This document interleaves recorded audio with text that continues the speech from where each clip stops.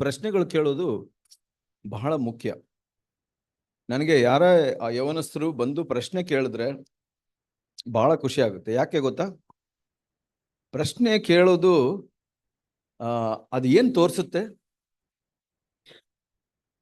ಇವಾಗ ಯಾರೇ ಟೀಚರ್ಗೆ ಸ್ಟೂಡೆಂಟ್ಸ್ ಹೋಗಿ ಪ್ರಶ್ನೆ ಕೇಳಿದ್ರೆ ಇದು ಏನು, ಇದು ಹೇಗೆ ಅಂತ ಕೇಳಿದ್ರೆ ಅದು ಏನ್ ತೋರಿಸುತ್ತೆ ಹೇಳಿ? It's an interaction session. So ನೀವು ಮಾತಾಡ್ಬೋದು ಗಟ್ಟಿಯಾಗಿ, ಧೈರ್ಯ ಇರುವಂಥವರೆಲ್ಲ ಮಾತಾಡ್ಬೋದು. ಸೊ ಅದೇನು ತೋರಿಸುತ್ತೆ? ಸಿಸ್ಟರ್ಸ್ ಬಹಳ ಸ್ಟ್ರಾಂಗ್ ಇದೆ. Good, very good. ಹೇಳಿ. ಇಂಟ್ರೆಸ್ಟ್. Okay, very good. ಅದು ತೋರಿಸುತ್ತೆ ಆ ಸ್ಟೂಡೆಂಟ್ಗೆ ಆ ಸಬ್ಜೆಕ್ಟ್ ಅಲ್ಲಿ ಇಂಟ್ರೆಸ್ಟ್ ಇದೆ ಅಂತ ತೋರಿಸುತ್ತೆ. ಸೊ ಹಾಗೆ ಆತ್ಮಿಕವಾಗಿ ಕೂಡ ಅಷ್ಟೇ. ಓಕೆ, ಯಾರಾದ್ರೂ ಗಟ್ಟಿಯಾಗಿ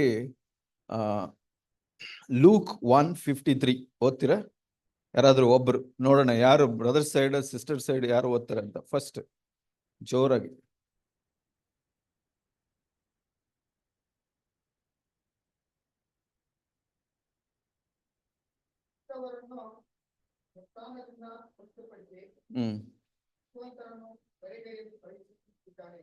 ಹೌದು, ಹಸಿದವರನ್ನು ಮೃಷ್ಟಾನ್ನದಿಂದ ತುಂಬಿಸ್ತಾರಂತೆ. ಯಾರಿಗೆ ಹಸಿವೆ ಇದೆ ಅವರಿಗೆ ದೇವ್ರು ಏನ್ ಮಾಡ್ತಾರೆ? ಒಳ್ಳೆ ಊಟ ಕೊಡ್ತಾರೆ. ಆದ್ರೆ ಯಾರಿಗೆಲ್ಲ ಹಸಿವೆ ಇಲ್ಲ, ಹೊಟ್ಟೆ ತುಂಬಿದವ್ರ ತರ ಇರ್ತಾರೆ, ಅವರಿಗೆ ದೇವ್ರು ಏನು ಕೊಡೋದಿಲ್ಲ, ಬರಿಗೈಯಲ್ಲಿ ಕಳಿಸ್ಬಿಡ್ತಾರೆ. ಸೊ ಅದೇ ಸೇಮ್ ದೇವ್ರು ಅವತ್ತು ಮರಿಯಳು ಹೇಳಿದಂತ ಮಾತಿದು ಇವತ್ತುವರೆಗೂ ದೇವರು ಹಾಗೇನೆ ಕೆಲಸ ಮಾಡ್ತಾರೆ. It is one of the principle with which God works. ದೇವರು ನಡೆಸುವಂತ ಒಂದು ಸಿದ್ಧಾಂತ, ಅವರು ದೇವರು ವ್ಯವಹರಿಸುವಂತ ಸಿದ್ಧಾಂತ ಇದು. ಯಾರೇ ಒಬ್ಬ ವ್ಯಕ್ತಿ ನೋಡಿದ್ರೆ ಅವ್ರಿಗೆ ಹಸಿವೆ ಇದೆ, ಆತ್ಮಿಕ ಹಸಿವಿದೆ ಅಂದ್ರೆ ದೇವರು ಅವರಿಗೆ ಫಸ್ಟ್ ಸಹಾಯ ಮಾಡ್ತಾರೆ. ಇವಾಗ ಇಲ್ಲಿ ಇರೋದ್ರಲ್ಲಿ ಯಾರು ಆತ್ಮಿಕ ಹಸಿವೆ ಯಾರಿಗೆ ಹೆಚ್ಚು ಇದೆ, ಈ ಎಲ್ಲ ಕೂಟ ಮುಗಿಸ್ಕೊಂಡು ಹಿಂದೆ ರಿಟರ್ನ್ ಹೋಗುವಾಗ, ವಾಪಸ್ ಹೋಗುವಾಗ ಅವರು ಹೆಚ್ಚು ಬದಲಾವಣೆ ಮತ್ತು ದೇವರ ವಾಕ್ಯವನ್ನ ಹೊಂದಿಕೊಂಡಿರ್ತಾರೆ. ಹೌದಾ? ಶೋರ್. ಹಾಗೆ ಅದೇ ದೇವ್ರ ಕೆಲಸ ಮಾಡೋದು. ಅದಕ್ಕಾಗಿ ಹಸಿವೆ ಇರೋದು. ಮತ್ತೆ ಪರ್ವತ ಪ್ರಸಂಗ, ಸರ್ಮನ್ ಆನ್ ದ ಮೌಂಟ್, ಅದರಲ್ಲಿ ಯೇಸು ಸ್ವಾಮಿ ಹೇಳಿದ ಮೊದಲನೇ ಮಾತು ಯಾವುದು? ಯಾರಿಗೆ ಗೊತ್ತಿದೆ? ಕೈ ಎತ್ತಿ ನೋಡೋಣ. ಮೊದಲನೇ ಮಾತು ಹೇಳ್ಬೇಡಿ, ಕೈ ಎತ್ತಿ, ಕೈ ಎತ್ತಿ. ಮೊದಲನೇ ಮಾತು ನನ್ಗೆ ಯಾರು ಕಾಣಿಸ್ತಾ ಇಲ್ಲ. ಯಾವ ಕೈ ಕಾಣಿಸ್ತಾ ಇಲ್ಲ? ಜಸ್ಟ್ ಥಿಂಕ್ ಮಾಡಿ. Okay okay, good good. Sister ಹೇಳಿ. Very good. ಆತ್ಮದಲ್ಲಿ ಬಡವರಾಗಿರುವವರು ಧನ್ಯರು. ಅಂದ್ರೆ ಅರ್ಥ ಏನು? ಸೇಮ್ ಮರಿಯಳು ಹೇಳಿದ ಮಾತಿಗೂ ಇದಕ್ಕೂ ಇದೆಯಲ್ಲ, ಸಮಾನತೆ ಇದೆ. ಏನು? Blessed are the poor in spirit. ಅಂದ್ರೆ ಪೂವರ್ ಇನ್ ಸ್ಪಿರಿಟ್ ಅಂದ್ರೆ ಬ್ರಜಾಕ್ ಹೇಳ್ತಾರೆ, ಯಾರು ಬಡವರಾಗಿರ್ತಾರೆ. ಅಂದ್ರೆ ಬಡವರು ಅಂದ್ರೆ ಏನು ಗುರುತು? ಭಿಕ್ಷೆ ಬೇಡ್ತಾರೆ. ಬಡವರು ಏನ್ ಮಾಡ್ತಾರೆ? ಭಿಕ್ಷೆ ಬೇಡ್ತಾರೆ. ಒಬ್ಬ ಬಡವನಾಗನು ಭಿಕ್ಷನಾಗಿರ್ತಾನೆ.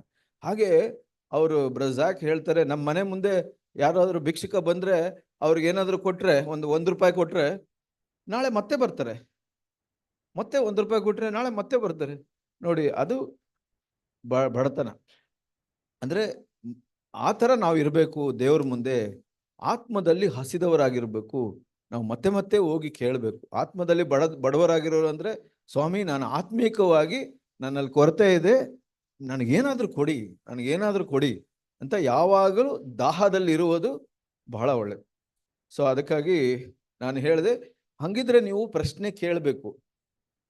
ಆತ್ಮಿಕ ಬಡತನ ಅಂದ್ರೆ ನೀವು ಹೋಗಿ ದೇವ್ರ ಹತ್ರನೇ ಕೇಳ್ಬೋದು. ನಾನು ಹೇಳ್ತಾ ಇರೋದು ನೀವು ಪ್ರಶ್ನೆ ಹಾಕ್ಬೇಕು ಅಂತಲ್ಲ, ಬಟ್ ದೇವ್ರ ಹತ್ರ ಹೋಗಿ ಕೇಳಬೇಕು. ಮತ್ತೆ ಆ ಥರ ದೇವ್ರ ಹತ್ರ ಹೋಗಿ ಕೇಳೋರು ಬೆಳಿತಾರೆ. ಇವಾಗ ನೀವು ಕೇಳಿ, ಈಗ ಬ್ರಜಾಕ್ ಹೇಗೆ ಬೆಳೆದಿದ್ದಾರೆ ದೇವರಲ್ಲಿ? ಡೆಫಿನೆಟ್ಲಿ ಅವರು ಯೌವನಸ್ಥರಿದ್ದಾಗ್ಲಿಂದ ಅವರು ದೇವ್ರ ಹತ್ರ ಹೋಗಿ ಕೇಳಿದ್ದಾರೆ, ದೇವ್ರ ವಾಕ್ಯದಲ್ಲಿ ಹುಡುಕಿದ್ದಾರೆ. ಅದಕ್ಕೆ ಅವರಿಗೆ ದೇವರು ಆ ಪ್ರಕಟಣೆಗಳನ್ನ ಕೊಟ್ಟಿದ್ದಾರೆ. ಯಾಕೆ? ಇವಾಗ ಬ್ರದರ್ ಜಾಕ್ ಸಮಯದಲ್ಲಿ ಬಹಳಷ್ಟು ಜನರಿದ್ರಲ್ಲ, ವಿಶ್ವಾಸಿಗಳು.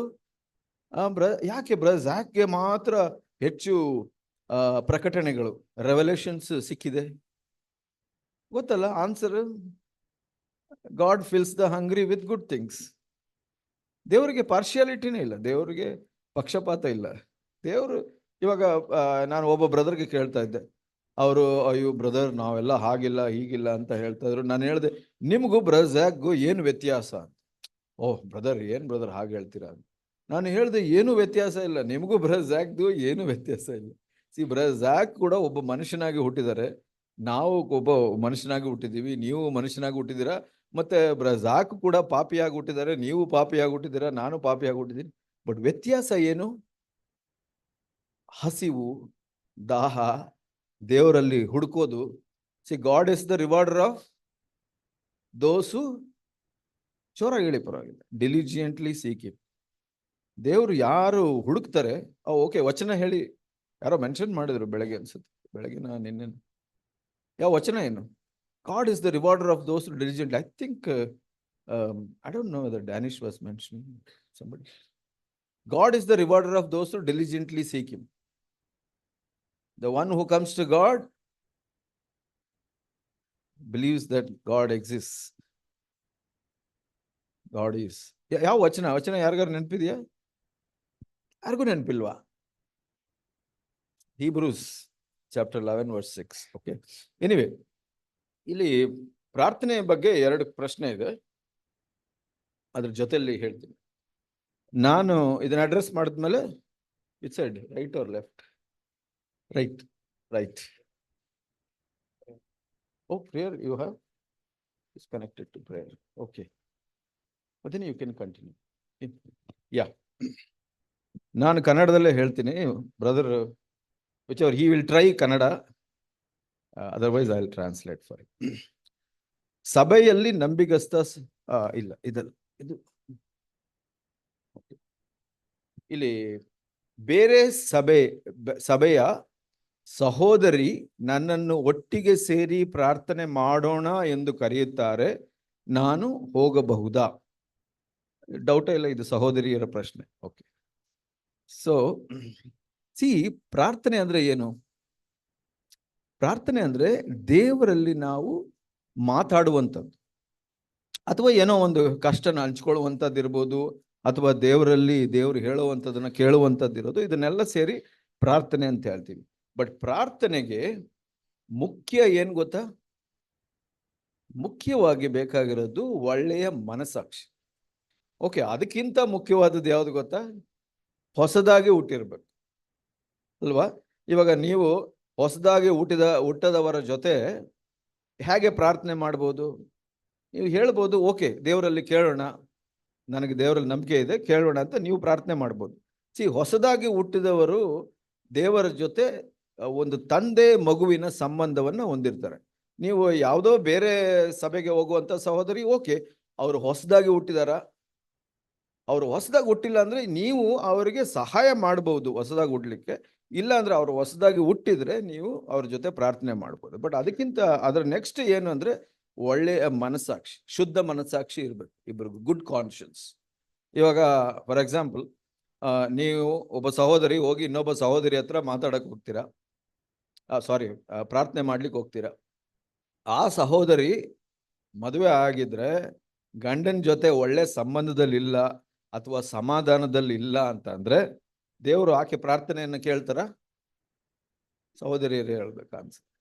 S R no? ಡೌಟ್ ಇದೆ. ಈಗ ಒಬ್ರಿಗೆ ಒಳ್ಳೆ ಮನಸ್ಸಾಕ್ಷಿ ಇಲ್ಲ ಅಂದ್ರೆ, ಸೊ ಓಕೆ, ಇನ್ನೂ ಒಳ್ಳೆ ಎಕ್ಸಾಂಪಲ್ ಹೇಳ್ತೀನಿ. 1 Peter 3:7 ಅಲ್ಲಿ ಗಂಡಂದಿರೆ ನಿಮ್ಮ ಹೆಂಡತಿಯ ಜೊತೆ ಒಳ್ಳೆಯ ಸರಿಯಾದ ರೀತಿಯಲ್ಲಿ ಒಗತನ ಮಾಡಿಲ್ಲ ಅಂದ್ರೆ, if you are not living with your husband in an understanding way, because your wife is a weaker vessel, your prayer will not be answered or your prayer will be hindered. ನಿಮ್ಮ ಪ್ರಾರ್ಥನೆಗೆ ಉತ್ತರ ಸಿಗೋದಿಲ್ಲ ಅಂತ ಹೇಳುತ್ತೆ. So ಅದು ಹೆಂಡತಿಗೆ apply ಆಗುತ್ತಾ? S R no? Okay, ಆಗಿದ್ರೆ ಇವಾಗ ನೀವು ಯಾವ್ದೋ ಸಹೋದರಿಯ ಜೊತೆಲಿ ಪ್ರೇಯರ್ ಮಾಡಬೇಕು ಅಂದ್ರೆ ಆ ಸಹೋದರಿಗೆ ಫಸ್ಟ್ ಕೇಳಬೇಕು, ನಿನಗೆ ನಿನ್ ಗಂಡನ ಜೊತೆ ಸಮಾಧಾನ ಇದೆಯಾ ಅಥವಾ ಎಲ್ಲರನ್ನು ಕ್ಷಮಿಸೋರ್ನೆಲ್ಲ ಕ್ಷಮಿಸಿದೀಯಾ ಅಂತ ಕೇಳಬೇಕು. ಈ ಪ್ರಾರ್ಥನೆ ಮಾಡೋದು ಅಂದ್ರೆ ಬರೀ ನಾವ್ ಏನೋ ಹೇಳ್ಬಿಟ್ಟು ದೇವ್ರು ಕೇಳ್ಬಿಟ್ರು ಇಲ್ಲ, ಆಗಿಲ್ಲ. ಮೊದಲನೇದಾಗಿ ಹೊಸದಾಗಿ ಹುಟ್ಟಿರ್ಬೇಕು, ಎರಡನೇದಾಗಿ ಮನಸಾಕ್ಷಿ ಶುದ್ಧವಾಗಿರ್ಬೇಕು, ಮೂರನೇದಾಗಿ ಬರ್ಡನ್ ಅದ್ರ ಮೇಲೆ ಭಾರ ಇರಬೇಕು ಏನ್ ಪ್ರಾರ್ಥನೆ ಮಾಡ್ತೀರಾ, ನಾಲ್ಕನೇದಾಗಿ ನಂಬಿಕೆ ಇಲ್ಲ ಅಂದ್ರೆ ದೇವ್ರ ಪ್ರಾರ್ಥನೆ ಆನ್ಸರ್ ಮಾಡಲ್ಲ. ಓಕೆ, ರಿಪೀಟ್ ಮಾಡ್ಲಾ? Born again, good conscience, faith, burden.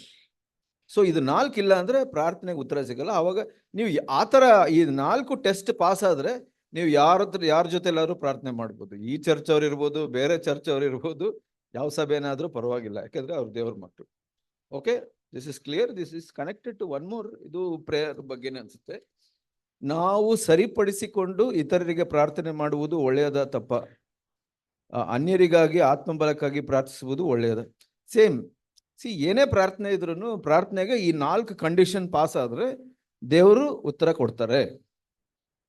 In fact ನೀವು ಪ್ರಾರ್ಥನೆ ಮಾಡೋಕ್ ಮೊದಲು ದೇವರಿಗೆ ಗೊತ್ತಿರಲ್ವಾ ನೀವು ಏನ್ ಪ್ರಾರ್ಥನೆ ಮಾಡ್ತೀರಾ ಅಂತ? ಹೌದಾ ಇಲ್ವಾ? ಮೋಸ್ಟ್ಲಿ ನಾನು ಹೆಚ್ಚು ಸಿಸ್ಟರ್ಸ್ ಹತ್ರನೇ ಕೇಳ್ತಾ ಇದ್ದೀನಿ. ಬ್ರದರ್ಸ್, ನೀವು ಪ್ರಾರ್ಥನೆ ಮಾಡೋ ಮೊದಲು ದೇವ್ರಿಗೆ ಗೊತ್ತಿರುತ್ತೆ ನೀವೇನ್ ಪ್ರಾರ್ಥನೆ ಮಾಡ್ತೀರಾ ಅಂತ? ಕಾನ್ಫಿಡೆನ್ಸ್ ಇಲ್ಲ. S, okay. ದೆನ್ ಮತ್ತೆ ಯಾಕೆ ಹೇಳ್ಬೇಕು? ಯಾಕೆ ಮತ್ತೆ ಪ್ರಾರ್ಥನೆ ಮಾಡಿ ಅಂದ್ರೆ ದೇವ್ರಿಗೆ ಹೇಳ್ಬೇಕು? I think Philippians 4:6 says make a specific request to the Lord ಅಂತ ಹೇಳುತ್ತೆ. ಅಂದ್ರೆ ನೀವು ನಿರ್ದಿಷ್ಟವಾಗಿ ನಿಮ್ಗೇನ್ ಬೇಕೋ ಅದನ್ನ ಹೇಳಿ. ಯಾರೇ ತಂದೆ ತಾಯಿ, ಒಳ್ಳೆ ತಂದೆ ತಾಯಿ ನೋಡಿ, ಮಕ್ಕಳು ಗೊತ್ತಿರುತ್ತೆ, ಮಕ್ಕಳಿಗೆ ಏನ್ ಬೇಕು ಅಂತ ಗೊತ್ತಿರುತ್ತೆ, ಆದ್ರೂ ಮಕ್ಕಳು ಅವ್ರ ಹತ್ರ, ತಂದೆ ತಾಯಿ ಹತ್ರ ಹೋಗಿ ಅದನ್ನ ಕೇಳಬೇಕು ಅಂತ ಬಯಸ್ತಾರೆ ಅಲ್ವಾ? ತಂದೆ ತಾಯಿಗಳು ಹೆಚ್ಚಿಲ್ಲ, ಬಹಳ ಕೆಲವರು ಮಾತ್ರ ಇದ್ದಾರೆ ಹಿಂದೆ. ಓಕೆ, ಅದು ದೇವ್ರು ಬಯಸ್ತಾರೆ. ನೀವು just you open your mouth and ask with faith and ask with clear conscience. ಇವಾಗ ಯೇಸು ಸ್ವಾಮಿನೇ ಹೇಳಿದ್ರು, ಯಾರ್ಯಾರು ನೀವು ಕಾಣಿಕೆ ಕೊಡಬೇಕು ಅಂದ್ರೆ ಮೊದಲು ನೀವು ನಿನ್ನ ಸಹೋದರನ ಜೊತೆ ಅಥವಾ ಸಹೋದರಿ ಜೊತೆ ಸರಿ ಮಾಡಿಕೊಂಡು ಆಮೇಲೆ ಬಂದು ಕಾಣಿಕೆ ಕೊಡಿ. ಅಂದ್ರೆ ನೀವು ಪ್ರಾರ್ಥನೆ ಮಾಡೋ ಮೊದಲು ನೀವು ಈ ಮನುಷ್ಯರ ಜೊತೆ ಸಮಾಧಾನ ಮಾಡ್ಕೊಂಡು ಬಂದು ಪ್ರಾರ್ಥನೆ ಮಾಡಿ.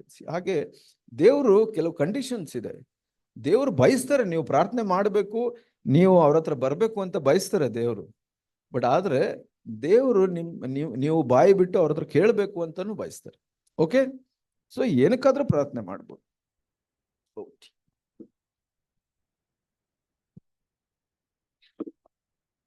ಈ ಪ್ರಶ್ನೆ ಬಂದ್ಬಿಟ್ಟು ಬ್ರದರ್ ಹೇಳಿರೋದ ನಂತರ ಆ 4 ವಿಷಯಗಳು ನೀವು ಪಾಟಿಸಿದರೆ, ಅದ ನಂತರ why God doesn't answer prayer sometimes? ಪ್ರಾರ್ಥನೆಗಳು ದೇವರು ಉತ್ತರ ನೀಡುವುದಿಲ್ಲ, ಕಾರಣವೇನು? ಕೆಲವು ಸಮಯಗಳಲ್ಲಿ ನನಗೆ ಸಭೆಯಲ್ಲಿ ಕಳ್ತಿರೋದೇನೆಂದರೆ, ಜ್ಯಾಕ್ ಅವರು ಒಂದು ಎಕ್ಸಾಂಪಲ್ ಕೊಡ್ತಾರೆ. ಇವಾಗ ನೀವು ಪ್ರಾರ್ಥನೆ ಮಾಡಿದ್ಮೇಲೆ ನಿಮಗೆ ದೇವ್ರ ಹತ್ರದಿಂದ ಉತ್ತರ ಬರ್ತಾ ಇರೋದು 3 ರೀತಿಯಲ್ಲಿ. ಅಂದರೆ ನಾನು ಈ ಕಡೆ ಬರುವಾಗ ಟಿ.ಬಿ. ಡ್ಯಾಮ್ ಕಡೆ ಟ್ರಾಫಿಕ್ ಲೈಟ್ಸ್ ನೋಡಲಿಲ್ಲ. ಬಟ್ ನೀವು ಬೆಂಗಳೂರು ಬಂದರೆ ಎಲ್ಲ ಒಂದು 100 ಮೀಟರ್ಸ್ಗೆ 200 ಮೀಟರ್ಸ್ಗೆ ಒಂದು ಟ್ರಾಫಿಕ್ ಸಿಗ್ನಲ್ ಸಿಗುತ್ತೆ. ಆ ಟ್ರಾಫಿಕ್ ಸಿಗ್ನಲಲ್ಲಿ 3 ಬಣ್ಣಗಳಿರುತ್ತೆ. ಯಾರಿಗಾದ್ರು ಗೊತ್ತಿದೆಯಾ ಏನು 3 ಬಣ್ಣಗಳು ಅಂತ?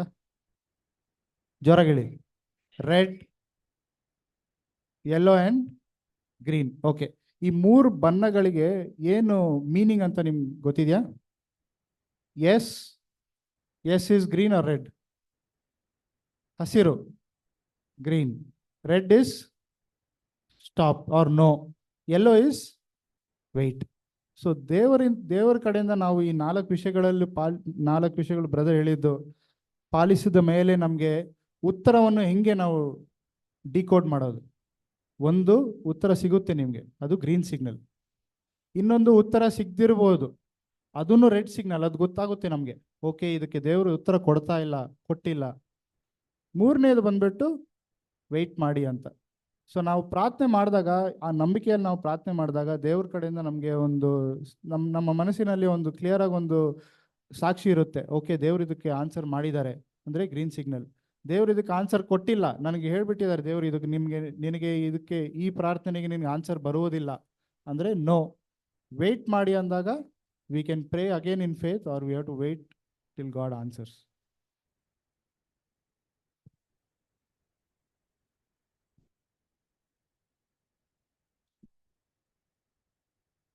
Bro, good way of starting a question. Bro, bro, ಸಹೋದರ. you can read it as brother also, but I like to read it as bro. Bro, so how can I do that in Kannada? Is it compulsory to attend all meetings like weekly meeting and other meetings conducted in the church? ಸಭೆಯಲ್ಲಿ ನಡೆಸುವಂತ ವಾರದ ಕೂಟಗಳಿರ್ಬೋದು, ಮತ್ತೆ ಇತರ ಕೂಟಗಳು, ಪ್ರಾರ್ಥನಾ ಕೂಟ, ಆ ಥರ ಬೇರೆ ಬೇರೆ ಕೂಟಗಳಲ್ಲಿ ಭಾಗವಹಿಸುವುದು ಎಷ್ಟು ಮುಖ್ಯ? So, bro, it is not compulsory. ಸಹೋದರ, ಇದು ಕಂಪಲ್ಸರಿ ಅಥವಾ ಕಡ್ಡಾಯ ಇಲ್ಲ. No commandments of the Lord, of God is compulsory. ದೇವರ ಯಾವುದೇ ಕಟ್ಟಳೆ ಅಥವಾ ಆಜ್ಞೆ ಕಡ್ಡಾಯವಿಲ್ಲ. All of it is, out of love for him that I do. ಅದು ನಾನು ಅವರ ಮೇಲೆ ಪ್ರೀತಿಯ ಮೇರೆಗೆ ನಡೆಸುವಂಥದ್ದು. Yeah, Bible tells us not to give up the coming together to meetings. So ದೇವರ ವಾಕ್ಯ ಹೇಳುತ್ತೆ, ನೀವು ಕೂಡಿ ಬರುವುದನ್ನ ಅಲಕ್ಷ್ಯ ಮಾಡಬಾರದು ಅಂತ ಹೇಳ. Hebrews 10, ಇಬ್ರಿಯ 25. 10:25.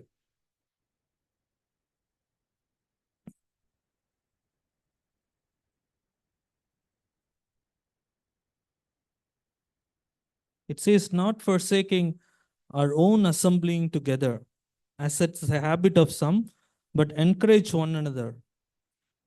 As the- ಸಭೆಯಾಗಿ ಕೂಡಿಕೊಳ್ಳುವುದನ್ನು ಕೆಲವರು ರೂಢಿಯಾಗಿ ಬಿಟ್ಟಿರುವ ಪ್ರಕಾರ ನಾವು ಬಿಟ್ಟು ಬಿಡದೆ ಒಬ್ಬರನ್ನೊಬ್ಬರು ಎಚ್ಚರಿಸೋಣ. So someone's habit is that they don't come at all. ಕೆಲವರು ಏನು ರೂಢಿ ಮಾಡ್ಕೊಂಡಿದ್ದಾರೆ ಅಂದ್ರೆ ಕೂಟಗಳಿಗೆ ಬರೋದೇ ಇಲ್ಲ. Don't make that a habit. ಅದನ್ನ ಅಭ್ಯಾಸ ಮಾಡ್ಕೊಳ್ಬೇಡಿ. And don't forsake coming together. ನೀವು ಕೂಡಿ ಬರೋದನ್ನ ಬಿಟ್ಟು ಬಿಡಬೇಡಿ. So it's not, a compulsion to come for the meeting. ನಿಮಗೆ ಆ ಒಂದು ಕಡ್ಡಾಯ ಇಲ್ಲ ಕೂಟಕ್ಕೆ ಬರಲೇಬೇಕು ಅಂತ. Having said that question, the tone of the question is what bothers me. ಅದು ಹೇಳಿದ ನಂತರ ಆ ಒಂದು ಪ್ರಶ್ನೆಯ ಮನೋಭಾವ ಹೀಗಿದೆ. Is it compulsory, which means you are under compulsion either by parents or by somebody in the church or a coordinator or an elder, to come for the meetings. ಇದು ಕಡ್ಡಾಯ ಅಂತ ನಿಮಗೆ ಅನ್ಸುವಾಗ ಅದು ಏನು ತೋರಿಸುತ್ತೆ ಅಂದ್ರೆ ನಿಮಗೆ ಯಾರೋ ಕಡ್ಡಾಯ ಮಾಡ್ತಾ ಇದ್ದಾರೆ. ಸಭೆ ಹಿರಿಯರಾಗಿರ್ಬೋದು, ತಂದೆ ತಾಯಿ ಇರ್ಬೋದು, ಇನ್ಯಾರೋ ಆಗಿರ್ಬೋದು, ನಿಮಗೆ ಒತ್ತಾಯ ಮಾಡ್ತಾ ಇದ್ದಾರೆ ಅಂತ ತೋರಿಸುತ್ತೆ. The way you see it as a compulsion is the problem there. ಅದನ್ನ ನೀವು ಕಡ್ಡಾಯ ಅಥವಾ ಒತ್ತಾಯವಾಗಿ ನೋಡ್ತಾ ಇರೋದೇ ಅದರಲ್ಲಿ ತಪ್ಪು ಕಾಣಿಸುತ್ತೆ. Missing a meeting because I have exams, I have an important work to do, missing here and there, as long as I'm walking in the light, seeking to please God, it's fine. So ನೀವು ಆ ಕೂಟಕ್ಕೆ ಬರೋದು ತಪ್ಪಿಸ್ತೀರಾ, ಅದಕ್ಕೆ ಕಾರಣಗಳಿರ್ಬೋದು, ನೀವು ಯಾವುದೋ ಪರೀಕ್ಷೆಗೆ ಓದ್ತಾ ಇರ್ಬೋದು, ಅಥವಾ ಕೆಲಸ ಇರ್ಬೋದು, ಇನ್ನು ಬೇರೆ ಏನೋ ಕಾರಣಗಳಿರ್ಬೋದು. ಹಾಗಿದ್ರೆ, ಒಂದು ಸರಿಯಾದ ಕಾರಣಗಳಿದ್ರೆ ಅದು ಪರವಾಗಿಲ್ಲ. I don't want to be a legalistic saying that, oh, if you miss a Sunday, gone, you are not a Christian anymore. ನಾನು ಹೀಗೆ ಅತಿಯಾದ ಆತ್ಮಿಕಂತರ ನೀವು ಕೂಟಕ್ಕೆ ಬಂದಿಲ್ವಾ, ಹಾಗಿದ್ರೆ ನೀವು ಹಿಂಜಾರಿದಿರಾ, ನೀವು ಕ್ರೈಸ್ತನಲ್ಲ ಅಂತ ಹೇಳೋದಿಲ್ಲ. No, there is no such compulsion. ಹಾಗೆ ಒಂದು ಒತ್ತಾಯ ಎಲ್ಲೂ ಇಲ್ಲ. But what is my attitude when I come to the Lord? ಆದ್ರೆ ಕರ್ತನ ಬಳಿಗೆ ಬರುವಾಗ ನನ್ನ ಮನೋಭಾವ ಏನಾಗಿರ್ಬೇಕು? What makes me to come to the church? ಸಭೆಗೆ ಬರೋದಕ್ಕೆ ಏನು ನಿಮಗೆ ಅದು ಒಂದು ಪ್ರೋತ್ಸಾಹ ಮಾಡ್ತಾ ಇದೆ ಅಥವಾ ಒತ್ತಾಯ ಮಾಡ್ತಾ ಇದೆ? Is it a compulsion? ಅದು ಒತ್ತಾಯನ ಯಾರ ಬೇರೆ ಕಡೆಯಿಂದ ಬರ್ತಾ ಇರೋದು? 2 Corinthians 2 ಕೊರಿಂಥ 5:14. 5:14. Paul is saying, what is constraining him? ಯಾವುದು ನಿಮಗೆ ಒತ್ತಾಯ ಮಾಡ್ತಾ ಇದೆ ಅಂತ ಪೌಲ ಹೇಳ್ತಾರೆ ಇಲ್ಲಿ. For the love of God constrains us. ಇಲ್ಲಿ ಏನು ಒತ್ತಾಯ ಮಾಡ್ತು ಪೌಲನಿಗೆ ಅಂದ್ರೆ ಕ್ರಿಸ್ತನ ಪ್ರೀತಿಯು ನಮಗೆ ಒತ್ತಾಯ ಮಾಡ್ತಾ ಇದೆ ಅಂತ ಹೇಳ್ತಾರೆ. Is that what is constraining me to come to the church? ಸಭೆಗೆ ಬರೋದಕ್ಕೆ ನನಗೆ ಒತ್ತಾಯ ಮಾಡ್ತಾ ಇರೋದು ಯಾರ್ದು? The love of God controls me. ಕ್ರಿಸ್ತನ ಪ್ರೀತಿಯನ್ನ ಒತ್ತಾಯ ಮಾಡ್ತಾ ಇರುವಂತದ್ದು. Yeah, may God help us. ದೇವರು ಸಹಾಯ ಮಾಡಲಿ.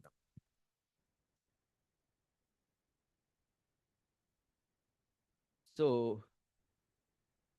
ಬಹಳ ಇಂಪಾರ್ಟೆಂಟ್, ಯೌವನಸ್ಥರಿಗೆ ಬೇಕಾಗಿದ್ದು ಕೆಲವು ಪ್ರಶ್ನೆಗಳು ಜೊತೆಯಲ್ಲಿ ಬಂದ್ಬಿಟ್ಟಿದೆ. ಸೊ ಇದನ್ನೆಲ್ಲ ಸೇರಿ ನಾನು ಇದು ಆನ್ಸರ್ ಮಾಡೋ ಮೊದಲು shall be other questions we can do it. So ಗೊತ್ತಾಯ್ತಾ ಯಾವುದು ಬಹಳ ಇಂಪಾರ್ಟೆಂಟ್ ಕ್ವಶನ್ ಯೌವನಸ್ಥರಿಗೆ ಎಲ್ಲ ಒಟ್ಟಿಗೆ ಬಂದಿದೆ? ಯಾರಾದ್ರೂ ಗೆಸ್ ಮಾಡಿ. Guess marriage. So it's connected to marriage. Anyway, I'm not. That's all, brother. I think.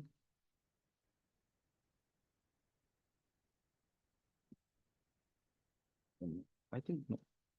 Gave it. It's all together.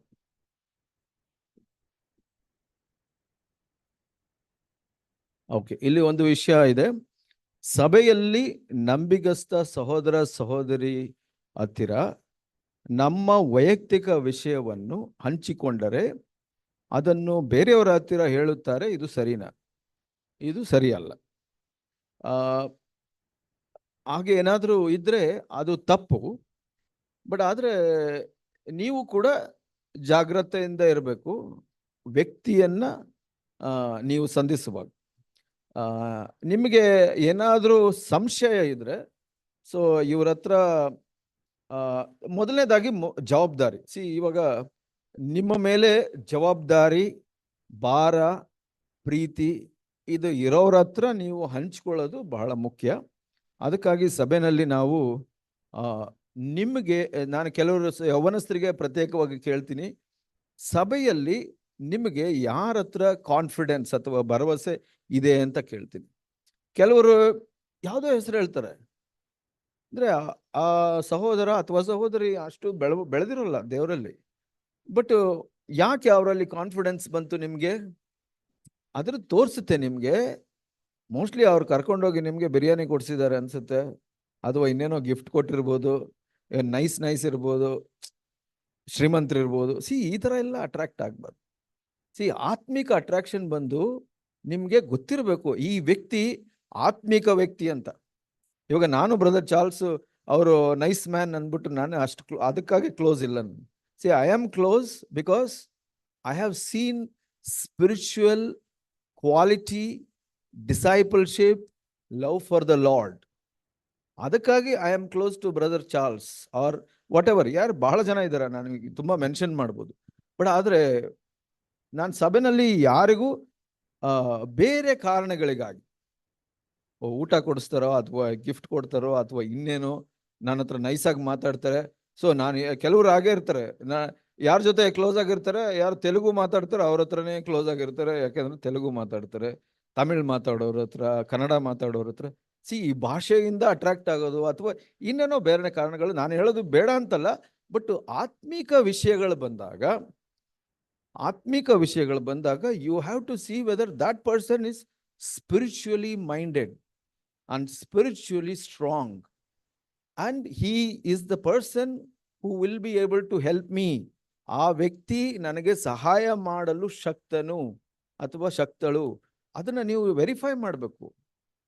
ಇವಾಗ ನೀವೊಂದು ಹಾಸ್ಪಿಟಲ್ಗೆ ಹೋಗ್ತೀರಾ, ಹುಷಾರಿಲ್ಲ, ನೀವು ಹೋಗಿ ನರ್ಸ್ ಹತ್ರ ಎಲ್ಲ ಹೇಳ್ಕೊಂಡ್ಬಿಟ್ಟು ವಾಪಸ್ ಬಂದ್ಬಿಡ್ತೀರಾ? Nurse can help you only for an extent. ಸಭೆನಲ್ಲಿ ಕೂಡ ಕೆಲವರು ನರ್ಸ್ ಥರ ಇರ್ತಾರೆ, ಅವರು ಒಂದು ಲೆವೆಲ್ಗೆ ಮಾತ್ರ ಹೆಲ್ಪ್ ಮಾಡೋಕ್ಕಾಗುತ್ತೆ. ನಿಮಗೆ ಕರೆಕ್ಟಾಗಿ ಸರಿಯಾದ ಹೆಲ್ಪ್ ಬೇಕು ಅಂದರೆ ಡಾಕ್ಟ್ರನ್ನ ಮೀಟ್ ಮಾಡ್ಬೇಕಲ್ವಾ? ಎಷ್ಟು ಜನ ನಂಬ್ತೀರಾ, ಒಪ್ಕೊಳ್ತೀರಾ? You have to see who is nurse, who is doctor, who can help me for what extent. ಅದನ್ನು ತಿಳ್ಕೊಬೇಕು. ಅದಕ್ಕಾಗಿ ನೀವು ಯಾರ ಹತ್ರ ನೀವು ನಿಮ್ಮ ವಿಷಯಗಳನ್ನು ಹಂಚ್ಕೊಳ್ತೀರಾ ಆ ವ್ಯಕ್ತಿ. ಇವಾಗ okay, one of the reason I tell you very very important. ನಾನು ಭಾಳ ಸಮಯದಿಂದ ನಾನು ಬ್ರದರ್ಸ್ಗೆ ಹೇಳ್ತಾ ಇದ್ದೆ, ಹುಬ್ಳಿ, ಹೊಸಪೇಟ್ ಯೌವನಸ್ಥರು ಎಲ್ಲ ಒಟ್ಟಿಗೆ ಬಂದರೆ ಒಳ್ಳೆಯದು ಅಂತ. ಯಾಕೆ ಗೊತ್ತಾ? What is the main motive of coming together like this? You young people, ಇವಾಗ ನೀವು you must find friend in the church, a spiritually minded person. You have to find friendship in the church. Yes, church should be exciting place. ಸಭೆ ಅನ್ನೋದು ನಿಮಗೆ interesting place ಆಗಿರಬೇಕು. ಯಾಕೆ ಅಂದ್ರೆ ಸೈತಾನ, ನಾನು ನಿನ್ನೆ ಹೇಳ್ತಾ ಇದ್ದೆ, ಸೈತಾನ ಎಷ್ಟೊಂದು ಟ್ರೈ ಮಾಡ್ತಾ ಇದ್ದಾನೆ ನಿಮ್ಗೆ ಲೋಕದ ಕಡೆ ಎಳಿಬೇಕು ಅಂತ. I know, I can tell you one example. Recently one girl was attracted to friends. ಆಕೆ ಡಿಪ್ರೆಷನ್ಗೆ ಹೋಗ್ಬಿಟ್ಟಿರೋದು. ಏನಕ್ಕೆ ಅಂದ್ರೆ ನಮ್ಮ ಫ್ರೆಂಡ್ಸ್ ಹಿಂಗಂತಾರೆ, ನನ್ನ ಫ್ರೆಂಡ್ಸ್ ಹಿಂಗಂತಾರೆ. ಯಾರಮ್ಮ ಫ್ರೆಂಡ್ಸು? ಎಲ್ಲ ಒಳ್ಳೆ ಫ್ರೆಂಡ್ಸ್. ಯಾಕೆ ಒಳ್ಳೆ ಫ್ರೆಂಡ್ಸ್ ಹತ್ರ ಕ್ಲೋಸ್ ಆಗಿರೋದು? ಯಾಕೆ ಇಲ್ಲಿ ಬಂದ್ರೆ ಓ ನಾನು ಕೆಟ್ಟವಳು ಅಂತ ಎಲ್ಲ ತಿಳ್ಕೊಂಡ್ ಬಿಡ್ತಾರೆ ಅಂತ ಭಯನ? ಹಾಗಾದ್ರೆ ನಾವೆಲ್ಲ ಉತ್ತಮರ? ನಾವೆಲ್ಲ ಕೆಟ್ಟವ್ರೇನೆ? ನಾವೆಲ್ಲ ಸೇಮ್ ಬೋಟ್ ಇಂದನೇ ಬಂದಿರೋದು, ಅಥವಾ ಸೇಮ್ ಪಿಟ್ ಇಂದನೇ ನಾವೆಲ್ಲ ಬಂದಿರೋದು. ನೀವು ಒಬ್ರ ಹತ್ರ ಒಬ್ರು ಮಾತಾಡುವಾಗ ಗೊತ್ತಾಗುತ್ತೆ. ನೀವು ಇಲ್ಲಿ ಮಾತಾಡಲ್ಲ, ಇಲ್ಲಿ ಮಾತ್ರ ನೀವು ಈ ತರ ಏನಂತ ಹೇಳ್ತಾರೆ, ಬೆಳಗ್ಗೆ ಯಾರೋ ಹೇಳ್ತಾ ಇದ್ರು, ಫಾರ್ಸ್ ಅಥವಾ ಒಂದು ತೋರ್ಸ್ಕೊಳ್ಳೋದು, ಎಕ್ಸ್ಟರ್ನಲ್. ಸುಮ್ಮನೆ ಹೊರಗಡೆ ನಾನು ಒಳ್ಳೆಯವನು ಇಲ್ಲೆಲ್ಲ ಚೆನ್ನಾಗಿ ಸ್ಮೈಲ್ ಮಾಡ್ಕೊಂಡು ಚೆನ್ನಾಗಿರೋದು. But when I go to college or work outside, I am a different person. ನಾನು ಒಳ್ಳೆ ಫ್ರೆಂಡ್ಸ್ ಹತ್ರ ಅವ್ರಿಗೆ ಮ್ಯಾಚ್ ಆಗೋ ಥರ ಇರೋದು, ಇಲ್ಲಿ ಫ್ರೆಂಡ್ಸ್ ಹತ್ರ ಇಲ್ಲಿ ಮ್ಯಾಚ್ ಆಗೋ ಥರ ಇರೋದು, ಅಲ್ಲಿ ಒಂದು ಲ್ಯಾಂಗ್ವೇಜ್ ಮಾತಾಡೋದು, ಇಲ್ಲಿ. Don't do that. Jesus said in John 3:21, the one who comes to light will be transparent, will be light. Andre some don't want to come to light because their deeds will be exposed. Evil deeds will be exposed. ಅವರ ಕೆಟ್ಟದ್ದು ಬೆಳಕಿಗೆ ಬರುತ್ತೆ ಅಂತ ಅವರು ಬೆಳಕಿಗೆ ಬರೋಕೆ ಭಯ ಪಡ್ತಾರೆ ಅಂತ ಹೇಳಿದ್ರು. ನಾವು ಹಂಗಿರಬಾರ್ದು. we are people who are honest. We want to be honest here. ಅವಾಗಲೇ if you walk in truth, you will find the truth. Who is the truth? Jesus said, I am the truth. If you want to find a true Jesus, ನಿಮಗೆ ನಿಜವಾದ Jesus ಸಂಬಂಧ ಸಿಗಬೇಕು ಅಂದ್ರೆ you have to walk in truth. That means you have to be honest. ಅದಕ್ಕೆ Jesus ಒಂದ್ಸಲ ಹೇಳಿದ್ರು ಗೊತ್ತಾ? Jesus ಹೇಳಿದ್ರು ಪರಿಸಾಯರನ್ನ ನೋಡಿ, before you the prostitutes and tax collectors enter the kingdom of God. It was a shocking statement for Pharisees. ಅನ್ಕೊಂಡಿದ್ರು ನಾವೆಲ್ಲ ಬಹಳ spiritual ಹಾಗೆ ಅಂತ. But Jesus told that on their face. ಅವ್ರಿಗೆ ಹೇಳಿದ್ರು, ನೀವು ನಾಟಕ ಮಾಡ್ತೀರಾ, ನೀವು ಜನಗಳ ಮುಂದೆ ನಾಟಕ ಮಾಡಬಾರ್ದು, ದೇವ್ರು ಬಯಸಲ್ಲ. ಅದೇ ಪ್ರಾಸ್ಟಿಟ್ಯೂಟ್ ಅಥವಾ ಟ್ಯಾಕ್ಸ್ ಕಲೆಕ್ಟರ್ ಅವ್ರು ನಾಟಕ ಮಾಡಲ್ಲ ನಿಮ್ ತರ, ಅದಕ್ಕೆ ಅವ್ರು ದೇವ್ರಿಗೆ ಹತ್ರವಾಗಿ ಬರ್ತಾರೆ. ಇವಾಗ one of the reason we want to come together is that you find friends, true friends. ಸತ್ಯ ಮಾತಾಡೋರು, is a true friend, she is a true friend. ಅವ್ರ ಹತ್ರ ಫ್ರೆಂಡ್ಶಿಪ್ ಮಾಡ್ಕೊಳ್ಳಿ ಇಲ್ಲಿ. ಬಟ್ ನೀವು ನೋಡಿ ಯಾರು ನಿಮ್ಗೆ ನಿಜವಾಗ್ಲೂ ಹೆಲ್ಪ್ ಮಾಡ್ತಾರೆ ಅಂತ. ಬಟ್ ಯಾರಾದ್ರೂ ನಿಮ್ಗೆ ಕಾನ್ಫಿಡೆನ್ಸ್ ಇಲ್ಲ ಅಂದ್ರೆ okay, just leave them alone. May be it's like ಸ್ಕೂಲಲ್ಲಿ ಅಥವಾ ಕಾಲೇಜಲ್ಲಿ ಒಂದು ಫ್ರೆಂಡ್ ಹತ್ರ ಹೋಗ್ತೀರಾ, ಸ್ಕೂಲಲ್ಲಿ ಒಂದು ಫ್ರೆಂಡ್ ಹತ್ರ ಹೋಗ್ತೀರಾ, ಏನೋ ಕೇಳಬೇಕು ಅಂತ. ಕೇಳಿದ್ಮೇಲೆ ಗೊತ್ತಾಗುತ್ತೆ ನಿಮ್ಗೆ, ಓ ನಾನು 5th ಸ್ಟ್ಯಾಂಡರ್ಡ್ ಇದ್ದೀನಿ, ಈತ 4th ಸ್ಟ್ಯಾಂಡರ್ಡ್. ಯಾರಾದ್ರೂ 5th ಸ್ಟ್ಯಾಂಡರ್ಡ್ ಸ್ಟೂಡೆಂಟ್ ಹೋಗಿ 4th ಸ್ಟ್ಯಾಂಡರ್ಡ್ ಹತ್ರ ಕ್ವಶನ್ ಕೇಳ್ತಾರ ಅಥವಾ ಪ್ರಾಬ್ಲಮ್ ಸಾಲ್ವ್ ಮಾಡಕ್ಕೆ ಹೇಳ್ತಾರ? ಇಲ್ಲ. ನಿಮ್ಗೆ ಆಮೇಲೆ ಗೊತ್ತಾಗ್ಬೋದು, ಓಕೆ ನಾನು ಅನ್ಕೊಂಡೆ oh this man must be 10th standard, that's why I am asking ಅಂತ ನಿಮ್ಗೆ ಅನ್ಸಿರ್ಬೋದು. ಆದ್ರೆ may be you after asking you realise, ನಿಮ್ಗೆ ಗೊತ್ತಾಗುತ್ತೆ, oh is not as I thought. Okay, ಹಂಗಿದ್ರೆ is not, is also student along with you. Don't ಅವ್ರನ್ನ ಇದು ಸರಿ ಇಲ್ಲ ಅಂತ ಹೇಳ್ಬೇಡಿ.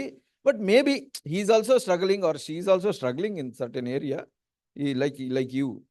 ಬಟ್ ನಿಮಗೆ ಕಂಡುಕೊಳ್ಬೇಕು, ನೀವು ಒನ್ ಆಫ್ ರೈಟ್ ಪರ್ಸನ್ನ ಕಂಡುಕೊಂಡು you must find answer and you must cultivate confidence. ಬೆಳೆಸ್ಕೊಳ್ಬೇಕು, ಭರವಸೆನ ಬೆಳೆಸ್ಕೊಳ್ಬೇಕು. ಯಾಕೆ ಯಾವಾಗ ಭರವಸೆ ಬೆಳೆಯುತ್ತೆ? ನೀವು ಹೆಚ್ಚು ಸಮಯ ಸ್ಪೆಂಡ್ ಮಾಡಿದಾಗ. ಇವಾಗ ಬರೀ ಸಂಡೇ ಹಾಯ್ ಬಾಯ್ ಅನ್ಕೊಂಡು ಹೋಗ್ಬಿಟ್ರೆ, ನೀವು ಅವ್ರ ಜೊತೆಲಿ ಕುಂತು ನಿಮ್ಮ ಸಾಕ್ಷಿ ಹೇಳಿ, ನಾನು ನಿಮ್ಮ ಬಗ್ಗೆ ತಿಳ್ಕೊಳ್ಬೇಕು, ಅದೆಲ್ಲ ಸ್ಪೆಂಡ್ ಮಾಡಿಲ್ಲ ಅಂದ್ರೆ ನಿಮ್ಗೆ ಹೆಂಗ್ ಗೊತ್ತಾಗುತ್ತೆ ಆ ವ್ಯಕ್ತಿ ಮೇಲೆ, ಆ ವ್ಯಕ್ತಿ ಬಗ್ಗೆ? ಗೊತ್ತಾಗಲ್ಲ ಅಲ್ವಾ? ಹಾಗೆ ನೀವು ಸ್ಪೆಂಡ್ ಮಾಡ್ಬೇಕು, ಅದಕ್ಕಾಗಿ ಬರ್ಬೇಕು. ಬರೀ ಕೆಲವರೆಲ್ಲ ಏನ್ ಮಾಡ್ತಾರೆ, ಸಂಡೇ ಬರ್ತಾರೆ, ಸಾಂಗ್ಸ್ ನಡೆಯುವಾಗ ಬರ್ತಾರೆ, ಲಾಸ್ಟ್ ಸಾಂಗ್ ಆಗುವಾಗ ಹೋಗ್ಬಿಡ್ತಾರೆ, ಹಾಯ್ ಬಾಯ್. ಯಾಕೆಂದ್ರೆ ಅವರೆಲ್ಲ ಕಲ್ಟಿವೇಟ್ ಅಂದ್ರೆ ಬೆಳೆಸೋದು.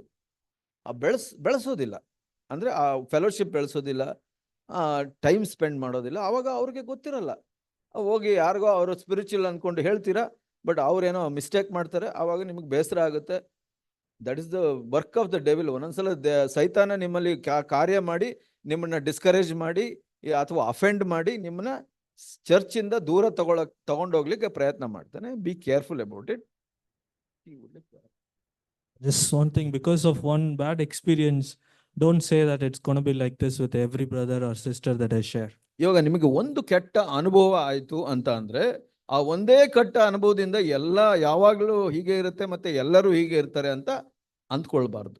In Luke 17, one says it is inevitable that the stumbling blocks come. So Luke 17:1 ಹೇಳುತ್ತೆ ಇಲ್ಲಿ ತಡೆಯಾಗುವಂತದ್ದು ತಪ್ಸೋಕ್ ಆಗೋದಿಲ್ಲ ಅಂತ But ಹೇಳ್ತಾರೆ. don't be stumbled, ಸೊ ನೀವು ಎಡವಿ ಬೀಳ್ಬಾರ್ದು. because there is a stumbling block of such a thing happen to you. Don't be stumbled by it. So ಯಾವುದೋ ಒಂದು ತಡೆ ಇದ್ದು ಅದಕ್ಕೆ ನೀವು ಅದಕ್ಕೆ ಎಡವಬಾರದು. ಅದು ತಡೆ ಇದ್ರೆ. The other side of it is, when I come to know something about other person, how do I react? So ಇವಾಗ ನನಗೆ ಇನ್ನೊಬ್ಬರ ವಿಷಯವಾಗಿ ಯಾವುದೋ ಒಂದು ವಿಷಯ ಗೊತ್ತಾಯ್ತು, ಅವಾಗ ನನ್ನ ಪ್ರತಿಕ್ರಿಯೆ ಏನಾಗಿದೆ? I shouldn't be like the brother, sister who went and shared your story with others. So ಇವಾಗ ನಾನು ಅದೇ ಜವಾಬ್ದಾರಿಯಿಂದ ಇರಬೇಕು. ಆ ಇನ್ನೊಬ್ಬ ವ್ಯಕ್ತಿ ಅಥವಾ ಸಹೋದರ ಸಹೋದರಿ ಬಂದು ಇನ್ನೊಬ್ಬರಿಗೆ ನಿಮ್ಮ ವಿಷಯನ ಹೇಳ್ಕೊಂಡ್ರಲ್ಲ, ಹಾಗೆ ನಾವು ಇರಬಾರ್ದು, ನೀವು ಇರಬಾರ್ದು. If at all I need to share about someone, ಇನ್ನೊಬ್ಬರ ಬಗ್ಗೆ ಹೇಳಬೇಕು ಅಂದ್ರೆ it should be someone who has spiritual responsibility over that person. So ಯಾರಾಗಿರ್ಬೇಕು ಅಂದ್ರೆ ಯಾರಿಗೆ ಅವರ ಮೇಲೆ ಆತ್ಮಿಕ ಜವಾಬ್ದಾರಿ ಇರುತ್ತೋ ಅವರಿಗೆ ಹೇಳಬೇಕು. Yeah.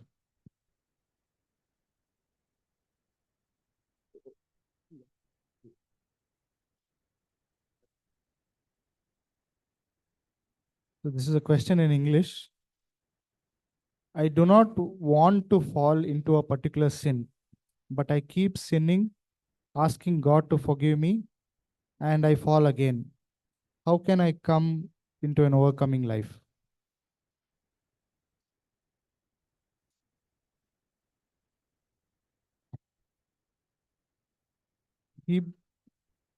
Hebrews 12:1. You all can refer to that verse. ಇಬ್ರಿಯ 12:1 ನಾವು ಓದ್ಬೋದು. You want me to translate question also?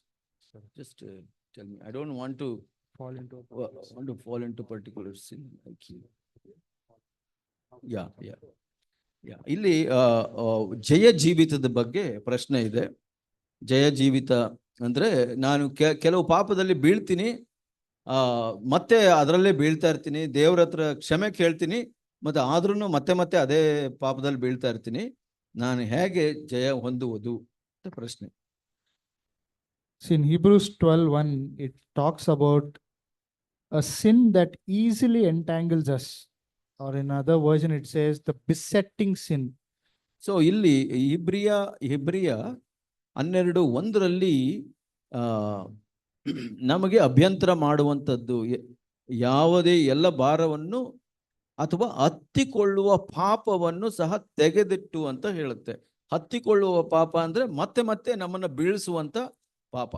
And for young people, it is very common to have one besetting sin or being entangled in one sin constantly. So ಯೌವನಸ್ಥರಿಗೆ ಸಾಧಾರಣವಾಗಿ ನಡೆಯುವಂತ ಕಾರ್ಯ ಏನಂದ್ರೆ ಯಾವುದೋ ಒಂದು ಪಾಪದಲ್ಲಿ ಮತ್ತೆ ಕ್ರಮೇಣ ಬೀಳ್ತಾ ಇರ್ತಾರೆ. For young brothers, it could be the lust of the eyes. For young sisters, it could be an emotional bondage. So ಯೌವನಸ್ಥ ಸಹೋದರನಿಗೆ ಅದು ಲೈಂಗಿಕ ಯೋಚನೆಗಳ ಪಾಪ ಇರಬಹುದು, ಅಥವಾ ಸಹೋದರಿಗೆ ಚಿಂತೆ ಮಾಡುವಂತ ಪಾಪ ಇರಬಹುದು. But the good thing about this question is there's the attitude of I don't want to fall into sin. So ಈ ಪ್ರಶ್ನೆಯಲ್ಲಿ ಇರುವಂತ ಒಳ್ಳೆಯದು ಏನಂದ್ರೆ ಅದರಲ್ಲಿ ಇರುವಂತ ಮನೋಭಾವ, ನನಗೆ ಪಾಪ ಮಾಡಲು ಇಷ್ಟವಿಲ್ಲ. That means you're already in the right direction and attitude. ಅದು ಏನ್ ತೋರಿಸುತ್ತೆ ಅಂದ್ರೆ ನೀವು ಸರಿಯಾದ ಮನೋಭಾವ ಮತ್ತು ಸರಿಯಾದ ಮಾರ್ಗದಲ್ಲಿ ಇದ್ದೀರಾ ಅಂತ. In verse 2, it says, fixing our eyes on Jesus, the author and perfecter of faith, who for the joy set before him endured the cross. 2ನೇ ವಚನ ಹೇಳುತ್ತೆ, ನಂಬಿಕೆಯನ್ನು ಹುಟ್ಟಿಸುವವನು ಪೂರೈಸುವವನು ಆಗಿರುವ ಯೇಸುವಿನ ಮೇಲೆ ದೃಷ್ಟಿ ಇಟ್ಟು ನಮಗೆ ನೇಮಕವಾದ ಓಟವನ್ನು ಸ್ಥಿರಚಿತ್ತದಿಂದ ಓಡೋಣ. I believe that is the direction towards overcoming sin. ಅದೇ ಒಂದು ಮಾರ್ಗ, ನಾವು ಜಯ ಗಳಿಸ್ಲಿಕ್ಕೆ ದಾರಿ. not looking at our sin that we are falling into constantly, ನಾವು ನಮ್ಮ ಪಾಪ ಮತ್ತೆ ಬೀಳಿಸುವಂತ ಪಾಪದ ಮೇಲೆ ದೃಷ್ಟಿ ಇಟ್ಟು ಓಡದೆ, but laying aside this sin and running the race with endurance. So ಈ ಒಂದು ಪಾಪವನ್ನ ದೃಷ್ಟಿಯಲ್ಲಿ ಇಡದೆ ಅದ ಪಕ್ಕದಲ್ಲಿಟ್ಟು ನಾವು ಶಿಲುಬೆಯನ್ನ ನೋಡಿ ಕ್ರಿಸ್ತನನ್ನ ನೋಡಿ ಓಡುವಂಥದ್ದು. Because it says that Jesus endured the cross for the joy that was set before him. ಇಲ್ಲಿ ಹೇಳುತ್ತೆ ಶಿಲುಬೆಯನ್ನು ಯೇಸುವು ಸಹಿಸಿಕೊಂಡನು, ಯಾಕೆ ಅಂದ್ರೆ ಆತನ ಮುಂದೆ ಇಟ್ಟಿದ್ದ ಸಂತೋಷಕ್ಕೋಸ್ಕರ ಅಂತ. So that's the direction, brothers and sisters, that we need to keep our focus on. We may keep failing time and again, but God is telling it is not the sin that is helping. It is not the sinner that I hate. It's the sin that I hate, and you also hate this sin, but keep looking to me. So ಯೇಸು ಸ್ವಾಮಿ ಹೇಳುವಂತ ಮಾತು ಏನಂದ್ರೆ, ನೀವು ಸರಿಯಾದ ಮಾರ್ಗದಲ್ಲಿದ್ದೀರಾ, ಆದ್ರೆ ನೀವು ಪಾಪವನ್ನ ದೃಷ್ಟಿಸಿ ನೋಡಬೇಡಿ. ಯಾಕೆಂದ್ರೆ ದೇವರು ಪಾಪಿಯನ್ನ ಹಾಗೆ ಮಾಡೋದಿಲ್ಲ, ಪಾಪವನ್ನ ಹಾಗೆ ಮಾಡ್ತಾರೆ. ನೀವು ನಿಮ್ಮನ್ನ ರಕ್ಷಿಸುವಂತ ಕರ್ತನಲ್ಲಿ ದೃಷ್ಟಿ ಇಟ್ಟು ಓಡಿ ಅಂತ. The other thing that it says in that verse that run this race. ಇಲ್ಲಿ ಇನ್ನೊಂದು ವಿಷಯ ಏನ್ ಹೇಳುತ್ತೆ ಅಂದ್ರೆ, ಈ ಓಟವನ್ನ ಓಡಬೇಕು ಅಂತ ಹೇಳುತ್ತೆ. So sometimes when you fall, what is your attitude after you fall determines where you are heading towards. So ಕೆಲವು ಸಲ ನೀವು ಪಾಪದಲ್ಲಿ ಬಿದ್ದಾಗ, What's the attitude after when ನೀವು ಬಿದ್ದ ನಂತರ ಇರುವಂತ ಮನೋಭಾವ ನಿಮ್ಗೆ ತೋರಿಸುತ್ತೆ ನೀವು ಸರಿಯಾದ ಮಾರ್ಗದಲ್ಲಿ ಇದ್ದೀರಾ ಇಲ್ವಾ ಅಂತ. do you lie down there or are you willing to get up and run? So ನೀವು ಅಲ್ಲೇ ಬಿದ್ದಿರ್ತೀರಾ ಅಥವಾ ನೀವು ಬೇಗ ಎದ್ದು ಓಡಲು ಪ್ರಾರಂಭಿಸ್ತೀರಾ? So this is similar question. How can I attain spiritual stability or to stop sinning? So ಇಲ್ಲಿ ನಾವು ಆತ್ಮಿಕ ಸ್ಥಿರತೆಯನ್ನ ಹೇಗೆ ಕಂಡುಕೊಳ್ಳೋದು ಅಥವಾ ಪಾಪವನ್ನ ನಿಲ್ಲಿಸುವುದು ಹೇಗೆ ಅಂತ ಇನ್ನೊಂದು ಪ್ರಶ್ನೆ ಇದೆ ಅದೇ ತರದ್ದು. So how many of you have come from a computer science background? ಎಷ್ಟು ಜನ ಕಂಪ್ಯೂಟರ್ ಸೈನ್ಸ್ ಹಿನ್ನೆಲೆಯಿಂದ ಬಂದಿದ್ರೆ Show of ಕೈ hands. ಎತ್ತಬಹುದು. Okay, what is an infinite loop? Infinite loop ಕನ್ನಡದಲ್ಲಿ ಗೊತ್ತಿಲ್ಲ ನನಗೆ. ಅಂದ್ರೆ ತಡೆ ಇಲ್ಲದ ಸುರುಳಿ. Infinite loop. Anyone? Infinite loop? Shout it out. Shout out the answer. ಜೋರಾಗಿ ಹೇಳಿ. Infinite loop. Execute. A set of instruction that gets executed infinitely. So ಕೆಲವು ನಿಬಂಧನೆಗಳು ಅದು ತಡೆ ಇಲ್ಲದೆ ಕೊನೆ ಇಲ್ಲದೆ ಮರುಕಳಿಸುವಂತಹದ್ದು ಅಂತ ಹೇಳ್ಬೋದು. Okay, I can tell the program, but it will become difficult for my translator. So I'm not going to do that. You understand what the infinite loop is. Set of instruction, it goes on and on and on and on and on. ಕೆಲವು instructions ಅಥವಾ ಹೇಳಿಕೆಗಳು ಅದು ಮತ್ತೆ ಮತ್ತೆ ಪುನರಾವರ್ತಿಸುವುದು. Is that the complete definition? ಅದೇ ಪೂರ್ಣ ವಿವರಿಸುವಿಕೆನಾ? Unless an external force is applied, the infinite loop doesn't stop. So ಈ ಒಂದು ತಡೆ ಇಲ್ಲದ ಆ ಒಂದು ಹೇಳಿಕೆಗಳು ಯಾವಾಗ ನಿಲ್ಲುತ್ತೆ ಅಂದ್ರೆ ಹೊರಗಿನ ಒಂದು ಒತ್ತಡ ಬಂದಾಗ ಮಾತ್ರ. So if you are writing a program in C, you need to do Command C or Control C to stop it. So for some people it may be like speaking in tongues. Okay, so infinite loop has to be stopped by external force. So ಯಾವುದೋ ಒಂದು ಇದು ತಡೆ ಇಲ್ಲದ ಆ ಒಂದು ಸುರುಳಿಯನ್ನ ಹೊರಗಿನ ಯಾವುದೋ ಒಂದು ಒತ್ತಡ ಅದು ನಿಲ್ಲಿಸುತ್ತೆ. Shut down the computer, the program will stop. ಆವಾಗ ನೀವು ಆ ಕಂಪ್ಯೂಟರ್ನ ಆಫ್ ನಿಲ್ಲಿಸಿದ್ರೆ ಅದು ಆ ಒಂದು ಕೊನೆ ಆಗುತ್ತೆ ಅದು. So we'll leave the computer science infinite loop, but the infinite loop that Moses read in that question, maybe we all can identify with that infinite loop. ನಾವು ಪಾಪದ ವಿಷಯಕ್ಕೆ ಬಂದಾಗ ಮೋಸೆಸ್ ಆ ಪ್ರಶ್ನೆ ಕೇಳಿದ ಹಾಗೆ ಆ ಒಂದು ಪಾಪದ ಸುರುಳಿಯಲ್ಲಿ ನಾವು ಸಿಕ್ಕಾಕೊಂಡ್ ಬಿಟ್ಟಿರ್ತೀವಿ. Sin, go to Jesus, forgiveness, and again having that crave, then again sin, go to Jesus, forgiveness. It's like a loop.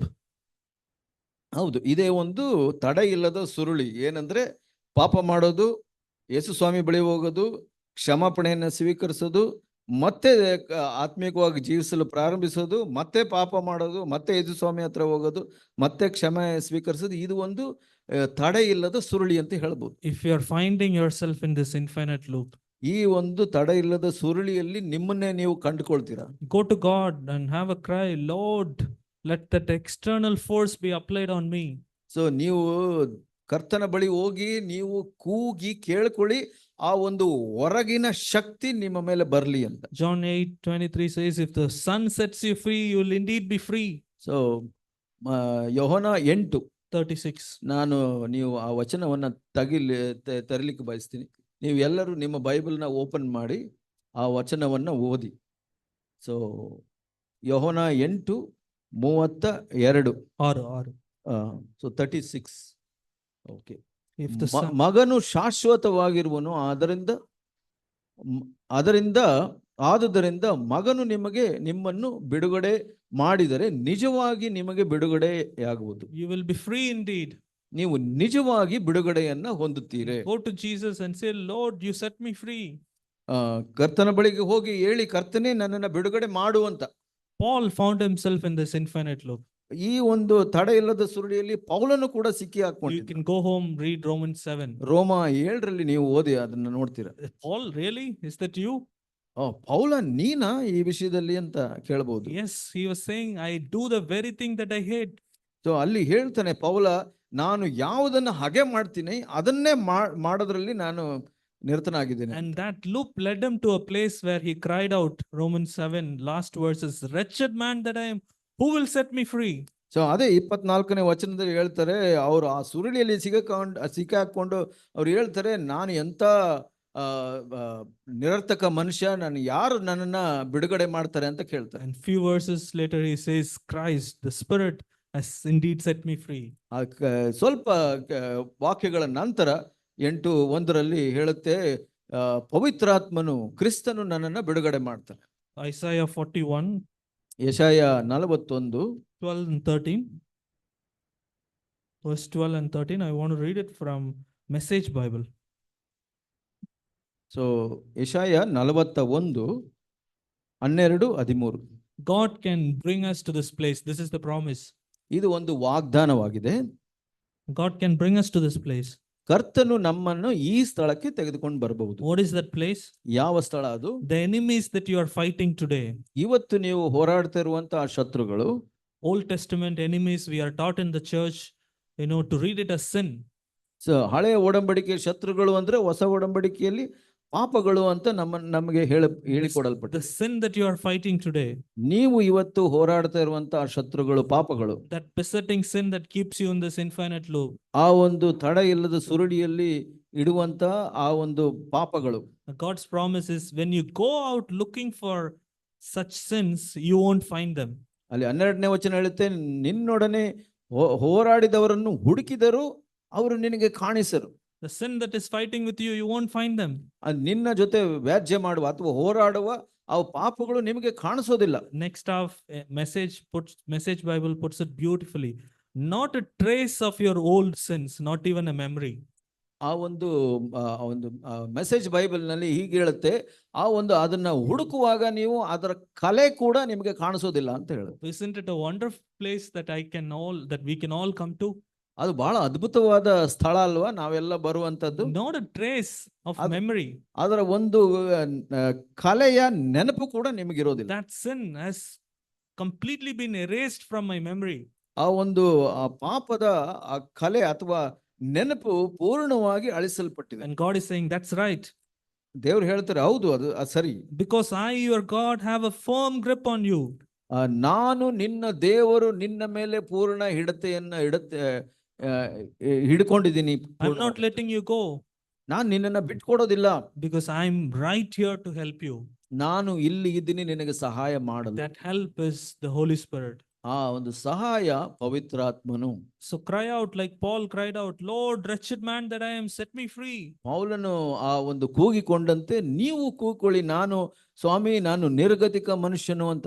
Christ sets you free, you will indeed be free. ಕ್ರಿಸ್ತನು ನಿಮ್ಮನ್ನು ಬಿಡುಗಡೆ ಮಾಡಿದ್ರೆ ನೀವು ನಿಜವಾಗಲೂ ಬಿಡುಗಡೆಯನ್ನು ಹೊಂದುತ್ತೀರಾ. ಓಕೆ, ಅನದರ್ ಸಜೆಷನ್, ಇನ್ನೊಂದು suggestion ಏನಂದ್ರೆ, brother ಝ್ಯಾಕ್ ಒಂದು ಪುಸ್ತಕವನ್ನು ಬರೆದಿದ್ದಾರೆ, ಸೀಕ್ರೆಟ್ಸ್ ಆಫ್ ವಿಕ್ಟರಿ, ಜಯದ ರಹಸ್ಯಗಳು. ಪ್ಲೀಸ್ ಆ ಪುಸ್ತಕವನ್ನು ಓದಿ. ಎಲ್ಲ ಯವನಸ್ಥರು ಓದಲೇಬೇಕಾದ ಪುಸ್ತಕ. ಸೊ ಯವನಸ್ಥರು ಓದಬೇಕಾದ ಪುಸ್ತಕಗಳನ್ನು ಹೇಳ್ತೀನಿ. ಒಂದು ಒಳ್ಳೆಯ ಅಸ್ತಿವಾರ, ನೋ ಯುವರ್ ಎನಿಮಿ, ನಿನ್ನ ವೈರಿಯನ್ನು ತಿಳಿದುಕೋ, ಸೀಕ್ರೆಟ್ಸ್ ಆಫ್ ವಿಕ್ಟರಿ, ಜಯದ ರಹಸ್ಯ, ದ ಪರ್ಪಸ್ ಆಫ್ ಫೇಲ್ಯೂರು, ಸೋಲಿನ ಉದ್ದೇಶ. ಈ 4 ಪುಸ್ತಕ ಎಲ್ಲರೂ ಓದಿರ್ಬೇಕು. ಮತ್ತೆ ಇನ್ನೂ 2 ಪುಸ್ತಕ ಇವಾಗ ಹೇಳ್ತೀನಿ.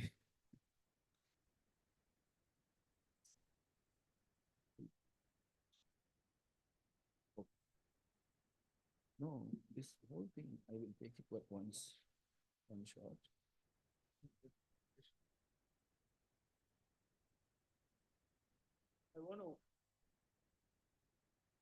I want to leave a relationship. ನಾನು ಒಂದು ಸಂಬಂಧವನ್ನ ಬಿಡಲು ಇಷ್ಟಪಡ್ತೇನೆ. I committed to God, ನಾನು ಅದನ್ನು ದೇವರಿಗೆ ಒಪ್ಪಿಸಿದ್ದೇನೆ. but should I do something ನಾನು ಏನಾದರೂ ಮಾಡಬೇಕಾ ಈ ವಿಷಯದಲ್ಲಿ, or only wait for God? ದೇವರಿಗೆ ಮಾತ್ರ ಕಾಯ್ಕೊಂಡಿರ್ಬೇಕಾ? Did you do something to get into the relationship, or God did that for you? So ಆ ಒಂದು ಸಂಬಂಧಕ್ಕೆ ನೀವು ಬೀಳಲು ನೀವೇ ಕಾರಣನ ಅಥವಾ ದೇವರ ಕಾರಣನ? If you are the reason, you end it. ಅದಕ್ಕೆ ನೀವೇ ಕಾರಣರಾಗಿದ್ರೆ ನೀವು ಅದನ್ನು ನಿಲ್ಲಿಸಬೇಕು. It's very clear that, first of all, it says, I want to leave a relationship. So I'm reading between lines now. Then you are already in a relationship. It says, I want to leave a relationship, which means they are in a relationship.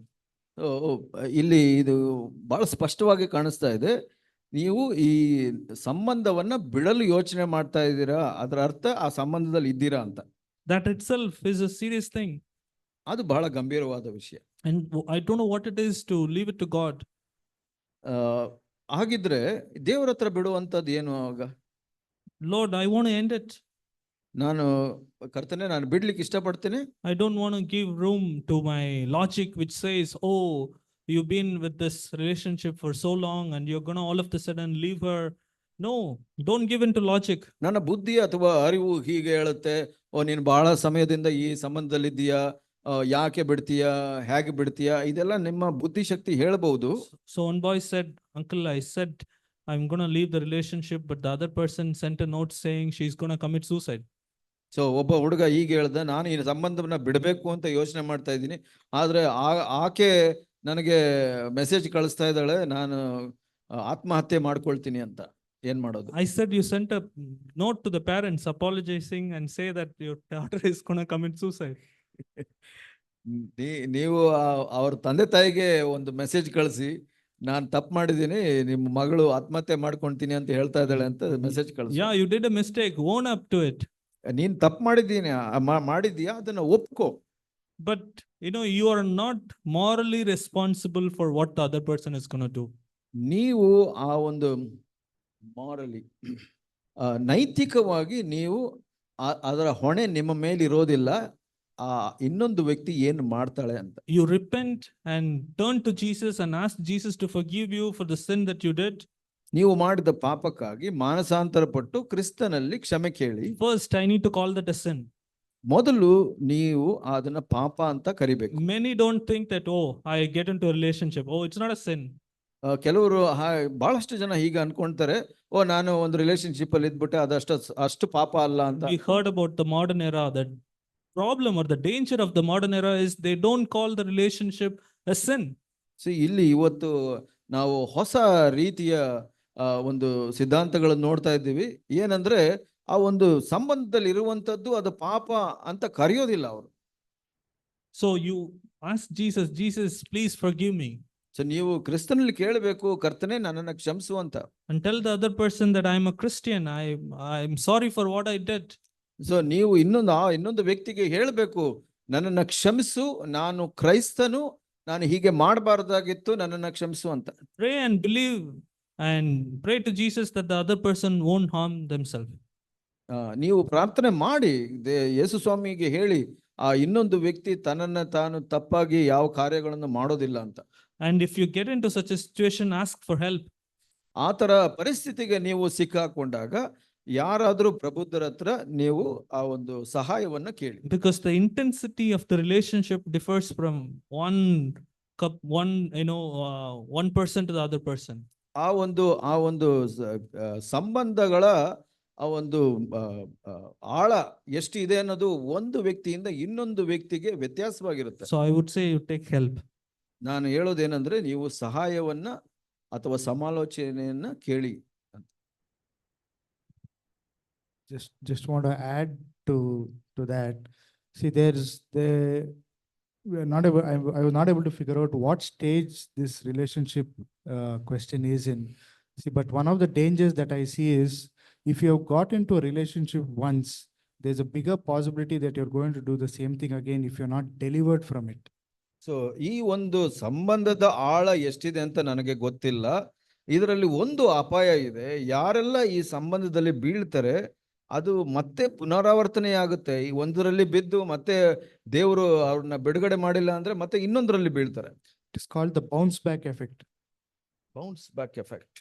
So So bounce back ಅಂದ್ರೆ ಪುಟಿದು ಹೇಳುವಂತ ಸಿದ್ಧಾಂತ ಅಂತ ಹೇಳಿ. you may be wanting to leave this relationship because you are fed up of it also sometimes. Want to be? You're fed up of this relationship, so you want to get away from it, but not really for the intent of pleasing God. ನೀವು ಈ ಒಂದು ಸಂಬಂಧದಲ್ಲಿ ಬೇಸರ ಹೊಂದಿ ಇದರಿಂದ ಹೊರಗಡೆ ಬರೋ ಪ್ರಯತ್ನ ಮಾಡ್ತಾ ಇದ್ದೀರಾ ಹೊರತು ದೇವರಿಗೆ ನೋವು ಮಾಡಿದೀನಿ ಅಂತ ಆ ಒಂದು ಮನೋಭಾವದಿಂದ ಅಲ್ಲ. That is the time you will get into something else, the danger. ಆ ಸಮಯದಲ್ಲಿ ಏನಾಗುತ್ತೆ, ಈ ಸಂಬಂಧದಿಂದ ಎದ್ದು ಇನ್ನೊಂದು ಸಂಬಂಧದ ಒಂದು ಕುಳಿಯಿಂದ ಎದ್ದು ಇನ್ನೊಂದು ಕುಳಿಯಲ್ಲಿ ಬೀಳ್ತೀರಾ. But like brother shared, the truth is you need to repent of it to know that you are sinning. This is a sin and you should not repeat it again. ಸಹೋದರ ಹೇಳಿದಾಗೆ ನೀವು ಇದು ಪಾಪ ಅಂತ ಗುರುತಿಸಿ ಇದರಿಂದ ಮಾನಸಾಂತರ ಹೊಂದಬೇಕು.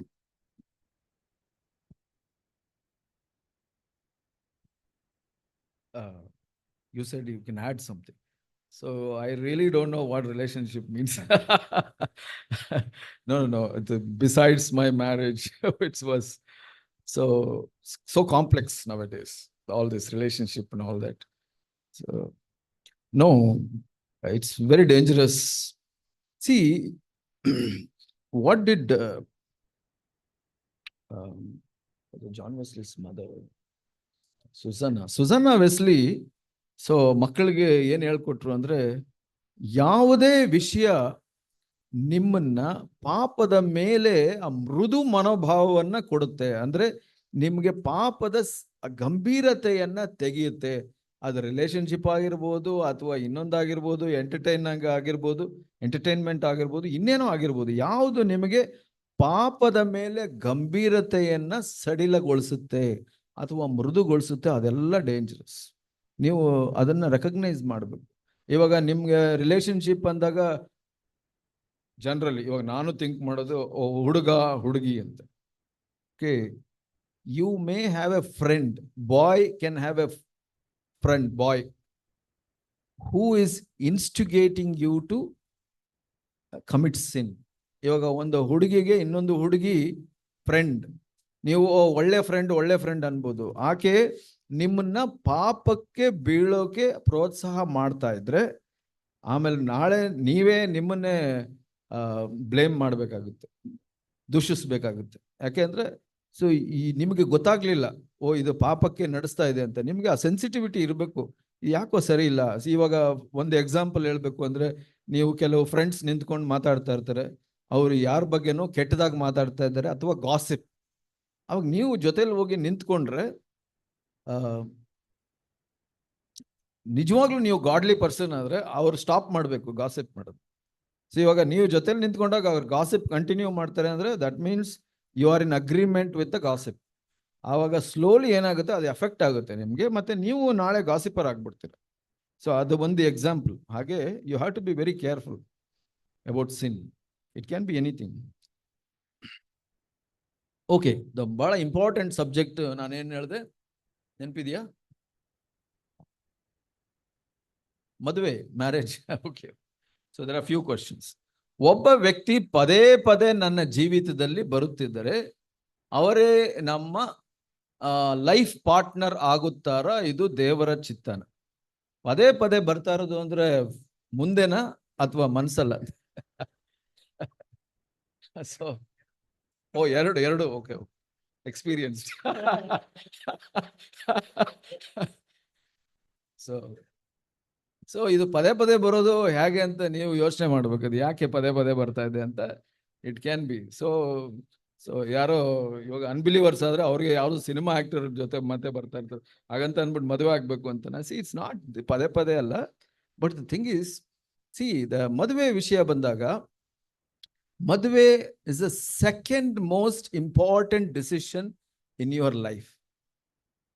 Marriage is the second most important. ಮದುವೆ ಅನ್ನೋದು ನಿಮ್ಮ ಜೀವಿತದ ಎರಡನೆಯ ಬಹುದೊಡ್ಡ ನಿರ್ಧಾರ ನಿಮ್ಮ ಜೀವಿತದಲ್ಲಿ.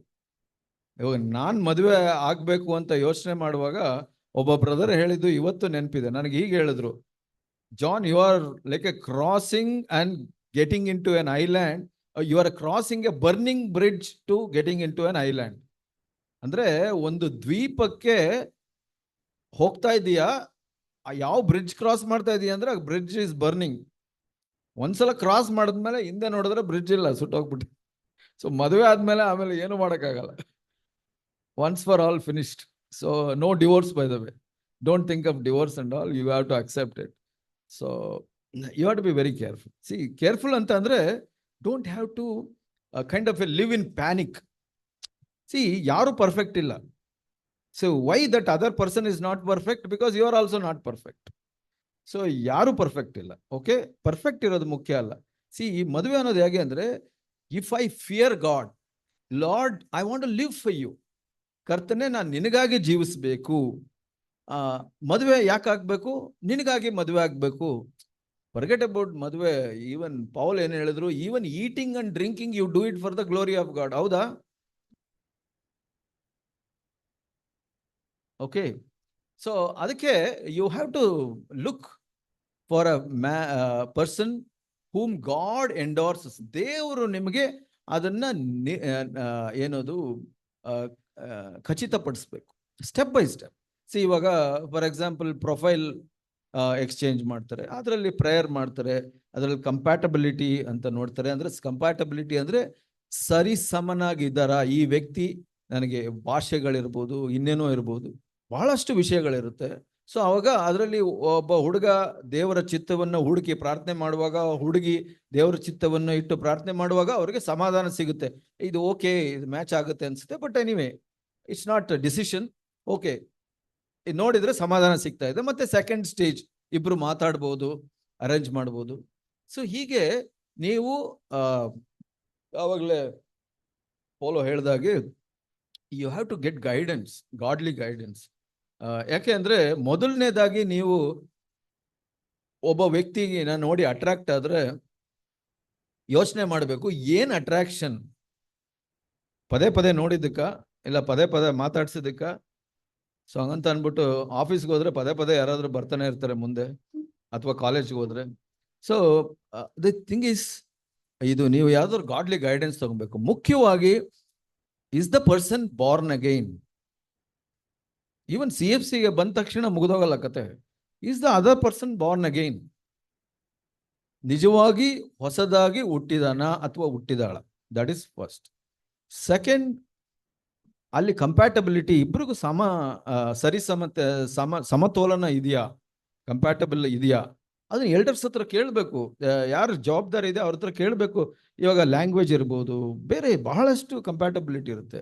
ಇವಾಗ ನಿಮ್ಮ ಅಪ್ಬ್ರಿಂಗಿಂಗ್, ನೀವು ಬೆಳೆದ ರೀತಿ, ಆತ ಬೆಳೆದ ರೀತಿ ವ್ಯತ್ಯಾಸ ಇರ್ಬೋದು, ಮ್ಯಾಚ್ ಆಗದೆ ಇರ್ಬೋದು, ಕಲ್ಚರಲ್ ಡಿಫರೆನ್ಸ್ ಇರ್ಬೋದು, ಇದೆಲ್ಲ ನೋಡ್ಬೇಕಾಗುತ್ತೆ. ಬಟ್ ನಿಮ್ಗೆ ಹೋಗ್ತಾ ಹೋಗ್ತಾ ಹೋಗ್ತಾ ಏನಾಗುತ್ತೆ, ಕ್ರಮೇಣವಾಗಿ ದೇವರು ನಿಮ್ಗೆ ಸಮಾಧಾನ ಕೊಡ್ತಾರೆ. ಎಲ್ಲಾ ಸ್ಟೇಜಲ್ಲೂ ಅದಕ್ಕೆ ಬಹಳಷ್ಟು ಸ್ಟೇಜ್ಗಳಿರುತ್ತೆ. ಕೆಲವು ಸಲ ಒಬ್ರು ಒಂದ್ಸಲ ಮಾತಾಡ್ತಾರೆ, ನೀವು ಪ್ರಾರ್ಥನೆ ಮಾಡಿ ಅಂತ ಹೇಳ್ತೀವಿ. ಪ್ರಾರ್ಥನೆ ಮಾಡಿದ್ಮೇಲೆ ಅವ್ರಿಗೆ ಕೆಲವು ಪ್ರಶ್ನೆಗಳು ಬರುತ್ತೆ. ನೀವು ಪ್ರೊಫೈಲ್ ನೋಡಿದಾಗ ಸಮಾಧಾನ ಬಂತು, ಆಮೇಲೆ ನೀವು ಮೀಟ್ ಮಾಡಿದಾಗ ಸಮಾಧಾನ ಬಂತು, ಆಮೇಲೆ ಮತ್ತೆ ಅದ್ರ ಬಗ್ಗೆ ಪ್ರಾರ್ಥನೆ ಮಾಡುವಾಗ ಕೆಲವು ಪ್ರಶ್ನೆಗಳು ಬಂತು.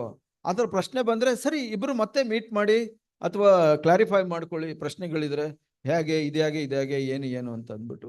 It's all not decision making. ಈ ತರ ಎರಡನೇದು ಸ್ಟೇಜು, ಮೂರನೇ ಸ್ಟೇಜು, ಆ ಎಲ್ಲಾ ಸ್ಟೇಜಲ್ಲೂ ನಿಮಗೆ ಸಮಾಧಾನ ಬರ್ತಾ ಬರ್ತಾ ದೇವ್ರು ಸಮಾಧಾನ ಕೊಡ್ತಾ ಇರ್ತಾರೆ. ಯಾರಿಗೆ? ಒಬ್ರಿಗಲ್ಲ, ಎರಡು ಕಡೆನು.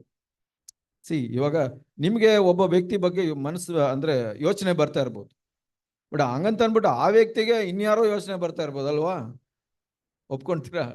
ಸೊ ಹಂಗೆ ಇವಾಗ ಯಾರೋ ಯಾರೋ ಒಬ್ರು ಹೇಳಿದ್ರು, ಈ ಇಲ್ಲಿರೋದು ಒಬ್ಬ ಬ್ರದರು ಅವನ್ ಲೆವೆಲ್ ಅಲ್ಲಿ ಇರೋ ಸಿಸ್ಟರ್ನ ನೋಡ್ತಾರಲ್ಲ, ಅವನು ಇಲ್ಲಿರೋ ಸಿಸ್ಟರ್ ನೋಡ್ತಾರೆ, ಈ ಸಿಸ್ಟರ್ ಇಲ್ಲಿ ನೋಡ್ತಾರಲ್ಲ, ಆ ಸಿಸ್ಟರ್ ಅಲ್ಲಿ ನೋಡ್ತಾ ಇರ್ತಾರೆ, ಆ ಸಿಸ್ಟರ್ ಆ ಬ್ರದರ್ ಇನ್ನೂ ಮೇಲ್ ಹಿಂಗಿರುತ್ತೆ.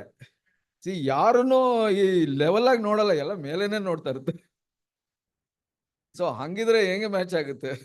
ಸೊ ಅದಕ್ಕೆ ಆ ಒಂದು ಕಂಪ್ಯಾಟಬಿಲಿಟಿ ಬರಬೇಕು ಎಲ್ಲ ವಿಷಯದಲ್ಲಿ. ಓಕೆ, ಸೊ ಇಲ್ಲಿ ಮತ್ತೆ ಮತ್ತೆ ಬಹಳಷ್ಟು ಪ್ರಶ್ನೆಗಳಿದೆ, ಇದು ಕನೆಕ್ಟೆಡ್. ವಿದ್ಯಾಭ್ಯಾಸ ಹೊಂದಿರುವ ಹುಡುಗಿ ವಿದ್ಯಾಭ್ಯಾಸ ಹೊಂದದೇ ಇರುವ ಹುಡುಗನನ್ನು ಮದುವೆ ಆಗಬಹುದಾ? ಇಲ್ಲೇ ಪ್ರಾಬ್ಲಮ್ ಬರೋದು, ಕಂಪ್ಯಾಟಬಿಲಿಟಿ ಅಂತ ಹೇಳಿದೆ. ಇವಾಗ ಈ ವಿಷಯ ನಿಮ್ಮ ಇಬ್ಬರಲ್ಲಿ ರೆಸ್ಪೆಕ್ಟ್ ಮತ್ತೆ ರೆಸ್ಪೆಕ್ಟ್ ಕಳೆದುಕೊಳ್ತೀರಾ ಅಂತ. ಇವಾಗ ಓಕೆ, ಫಾರ್ ಎಕ್ಸಾಂಪಲ್ ಹುಡುಗ ಓದಿಲ್ಲ, ಹುಡುಗಿ ಓದಿದ್ರೆ ಅದರಲ್ಲಿ ನಿಮ್ಗೆ ಇಬ್ರಿಗೂ ಆ ಒಂದು ಕಂಪ್ಯಾಟಬಿಲಿಟಿ ಬರಲಿಲ್ಲ, ಜೀವಿಸ್ಲಿಕ್ಕೆ ಕಷ್ಟ ಆಗುತ್ತೆ ಅಂತಂದ್ರೆ, ಅದು ಮ್ಯಾಟರ್ ಆಫ್ ಕಾನ್ಫ್ಲಿಕ್ಟ್ ಆಗುತ್ತೆ ಅಂದ್ರೆ, better you should not marry like that. It's not good, compatibility ಇಲ್ಲ. ಸೊ ಅಟ್ಲೀಸ್ಟ್ ಇವಾಗ ಒಬ್ರು ತುಂಬಾ ಹೈಜೀನು, ಇನ್ನೊಬ್ರು ವಿಲೇಜರ್, ಅಥವಾ ಐ ಡೋಂಟ್ ನೋ ವಿಲೇಜರ್ ಮಾತ್ರ ಹೈಜೀನ್ ಇರ್ತಾರ ಏನು. ಆ ಮಿಸ್ ಮ್ಯಾಚ್ ಇದ್ರೆ ಅದಕ್ಕೆ ನಾವು ಹೇಳೋದು, ಸಾಕಷ್ಟು ಸಮಯ ತೆಗೆದುಕೊಳ್ಳಿ, ಮಾತಾಡಿ, ದೇವ್ರ ಹತ್ರ ಕೇಳಿ, ಆಮೇಲೆ ಅಷ್ಟೆಲ್ಲ ಆದ್ಮೇಲೆ ಕೂಡ ಡಿಫ್ರೆನ್ಸಸ್ ಇರುತ್ತೆ, ಅದು ದೇವರು ಹ್ಯಾಂಡಲ್ ಮಾಡ್ತಾರೆ. ಬಟ್ ಇದಕ್ಕೆ straight answer no, but God can work wonders. Sometimes the person who is less educated can be able to cope with somebody who has educated more. ಆ ಸಾಧ್ಯತೆ ಇದೆ, ಬಟ್ ಯಾವಾಗಲೂ ಅದು ಸರಿ ಹೊಂದುತ್ತೆ ಅಂತ ಹೇಳಲಿಕ್ಕೆ ಆಗೋದಿಲ್ಲ. there is no, ಇದಕ್ಕೆ straight answer is no, but God can do, God can bring across people who can cope with one another. ದೇವರು ನಡೆಸುವಿಕೆ ಇದ್ರೆ ಸಾಧ್ಯ ಆಗುತ್ತೆ. Oh yeah, it's a continuation. ಇದೆಲ್ಲ ಪ್ರಶ್ನೆ ಸೇಮ್ ಕಂಟಿನ್ಯೂಷನ್, ವೆರಿ ಇಂಪಾರ್ಟೆಂಟ್ ಅಂತ ಹೇಳಿದೆ. So dear brother, so not brother, dear bro. So ಅದು ಮಾತ್ರ ನಾನು ಕನ್ನಡದಲ್ಲಿ ಟ್ರಾನ್ಸ್ಲೇಟ್ ಮಾಡಕ. ಸೊ ಸಹೋದರ ಅಂತ ಹೇಳ್ಬೋದು, ಅದಕ್ಕೆ I can't say only so. ಸಗೋ, ಓಕೆ, ಸಗೋ, ನ್ಯೂ ವರ್ಡ್.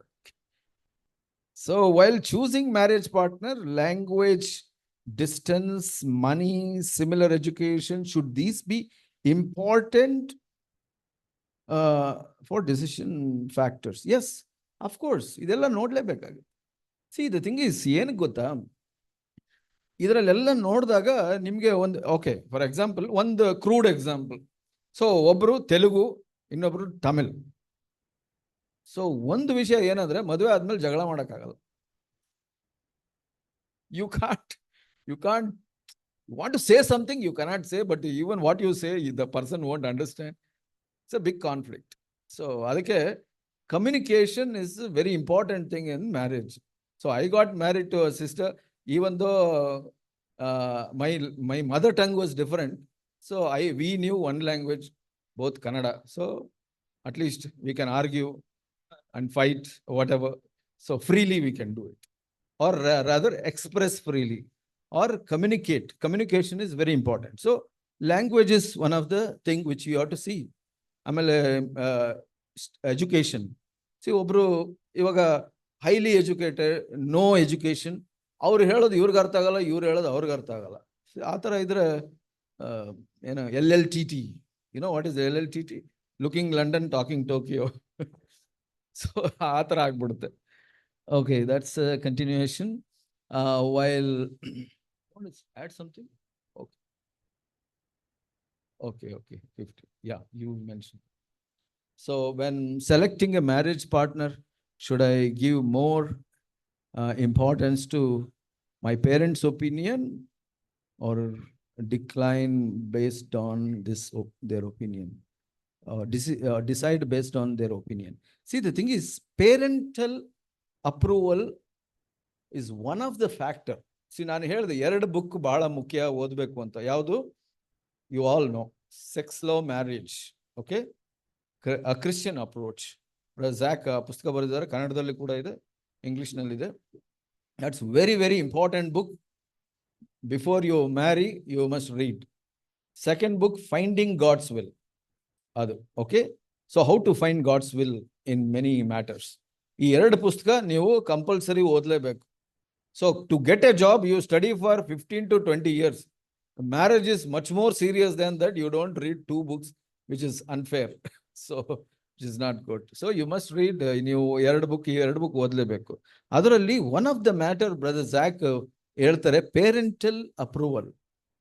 ಪೇರೆಂಟ್ಸ್ ಜೊತೆ ಒಂದು ಸಮಾಧಾನಕ್ಕೆ ಬರುವಂಥದ್ದು ಬಹಳ ಮುಖ್ಯ. If your parents are unbelievers, ಆವಾಗ you don't have to take guidance on ಇದು ಯಾರನ್ನ ಚೂಸ್ ಮಾಡಬೇಕು, ಬಿಲೀವರ್ ಮದ್ವೆ ಆಗ್ಬೇಕಾ ಬೇಡವಾ, ಅದೆಲ್ಲ ಅಲ್ಲ. But at least you must come to some basic peace. That means you must have respect for them. Don't make a decision which will really hurt them. But anyway, best of your ability you try to make peace. ಮತ್ತೆ believers ಆಗಿದ್ರೆ you take guidance and parental approval is one of the blessing which you can have. But ನಾನು ಯಾವಾಗಲೂ ಅದನ್ನು suggest ಮಾಡಲ್ಲ. Parents ಇವಾಗ total ಆಗಿ against ನಾನು ತೋರಿಸೋ ಹುಡುಗನ ಮದುವೆ ಆಗುವ ಅಥವಾ ತೋರಿಸೋ ಹುಡುಗಿನ ಮದುವೆ ಆಗುವ ಆ ಥರ ಲ್ಯಾಂಗ್ವೇಜ್ ಮಾತಾಡೋ parents dangerous. So you have to be careful. Take guidance. Okay, I am praying for my marriage but I want to marry only CFC brother. So CFC brother ಅಂದರೆ ಯಾರಂತ ಗೊತ್ತಾಯ್ತು. This must be a sister. So, but as on today, I didn't get any. I understand this kind of a concern. See, ಇವಾಗ brothers ಏನ್ ಅನ್ಕೊಂತಾರೆ, ಪರವಾಗಿಲ್ಲ CFC ಅಲ್ಲ ಅಂದ್ರೂ ನಾನು ಎಲ್ಲಿ ಬೇಕಾದ್ರೂ ಮದುವೆ ಆಗ್ಬೋದು, ಯಾರೇ ಸಿಸ್ಟರ್ನ ಮದುವೆ ಆಗ್ಬೋದು, then I can bring them to CFC. But ಸಿಸ್ಟರ್ಸ್ಗೆ ಏನಂದ್ರೆ, ಅಯ್ಯೋ ನಾನು ಮದುವೆ ಆಗ್ಬಿಟ್ರೆ ನಾನು ಬೇರೆ ಕಡೆ ಹೋಗ್ಬೇಕಲ್ಲ, ಬೇರೆ ಚರ್ಚ್ಗೆ ಹೋಗ್ಬೇಕು. ಅದಕ್ಕೆ ಆ ಒಂದು ಹೊರಗಡೆ ನೋಡುವಂತ ಆ ಇಂಟೆನ್ಸಿಟಿ ಸಿಸ್ಟರ್ಸ್ ಅಲ್ಲಿ ಕಡಿಮೆ ಇರುತ್ತೆ. ಸೊ ಈವನ್ ನಮ್ಮ ಹತ್ರ ವೆಬ್ಸೈಟ್ ಇದೆ, ಮ್ಯಾಟ್ರಿಮನಿ ವೆಬ್ಸೈಟ್ ಅಲ್ಲಿ ಹೆಚ್ಚು ಸಿಸ್ಟರ್ಸ್, ಕಡಿಮೆ brothers, because of this reason. So brothers ಯೋಚನೆ ಮಾಡ್ತಾರೆ, I can bring anybody to CFC, but sisters no, I don't want to go anywhere else.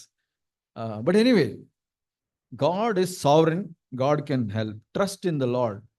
Okay, what is that verse? Maybe somebody can read it. Romans 10:11, easy to remember. Romans 10:11. So one sister and one brother can stand and read loudly so that you won't get sleep again. I'm not seeing anybody sleeping. So anyway, still. So one brother, one sister can read Romans 10:11.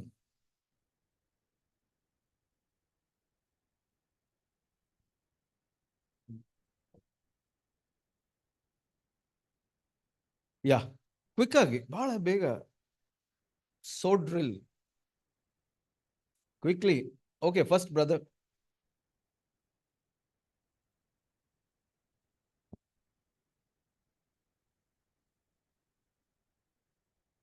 Okay, quick ಆಗಿ, ಬೇಗ, ಜೋರಾಗಿ ಓದ್ಬಿಡಿ. Nobody got the question. Okay, good. I was one. Says, whoever believes in him will not be disappointed. Yes, sisters.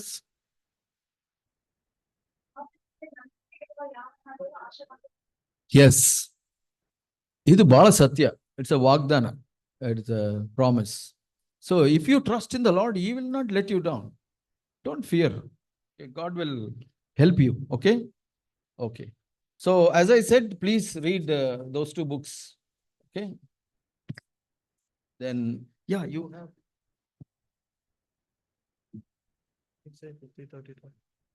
So I've heard Razak saying,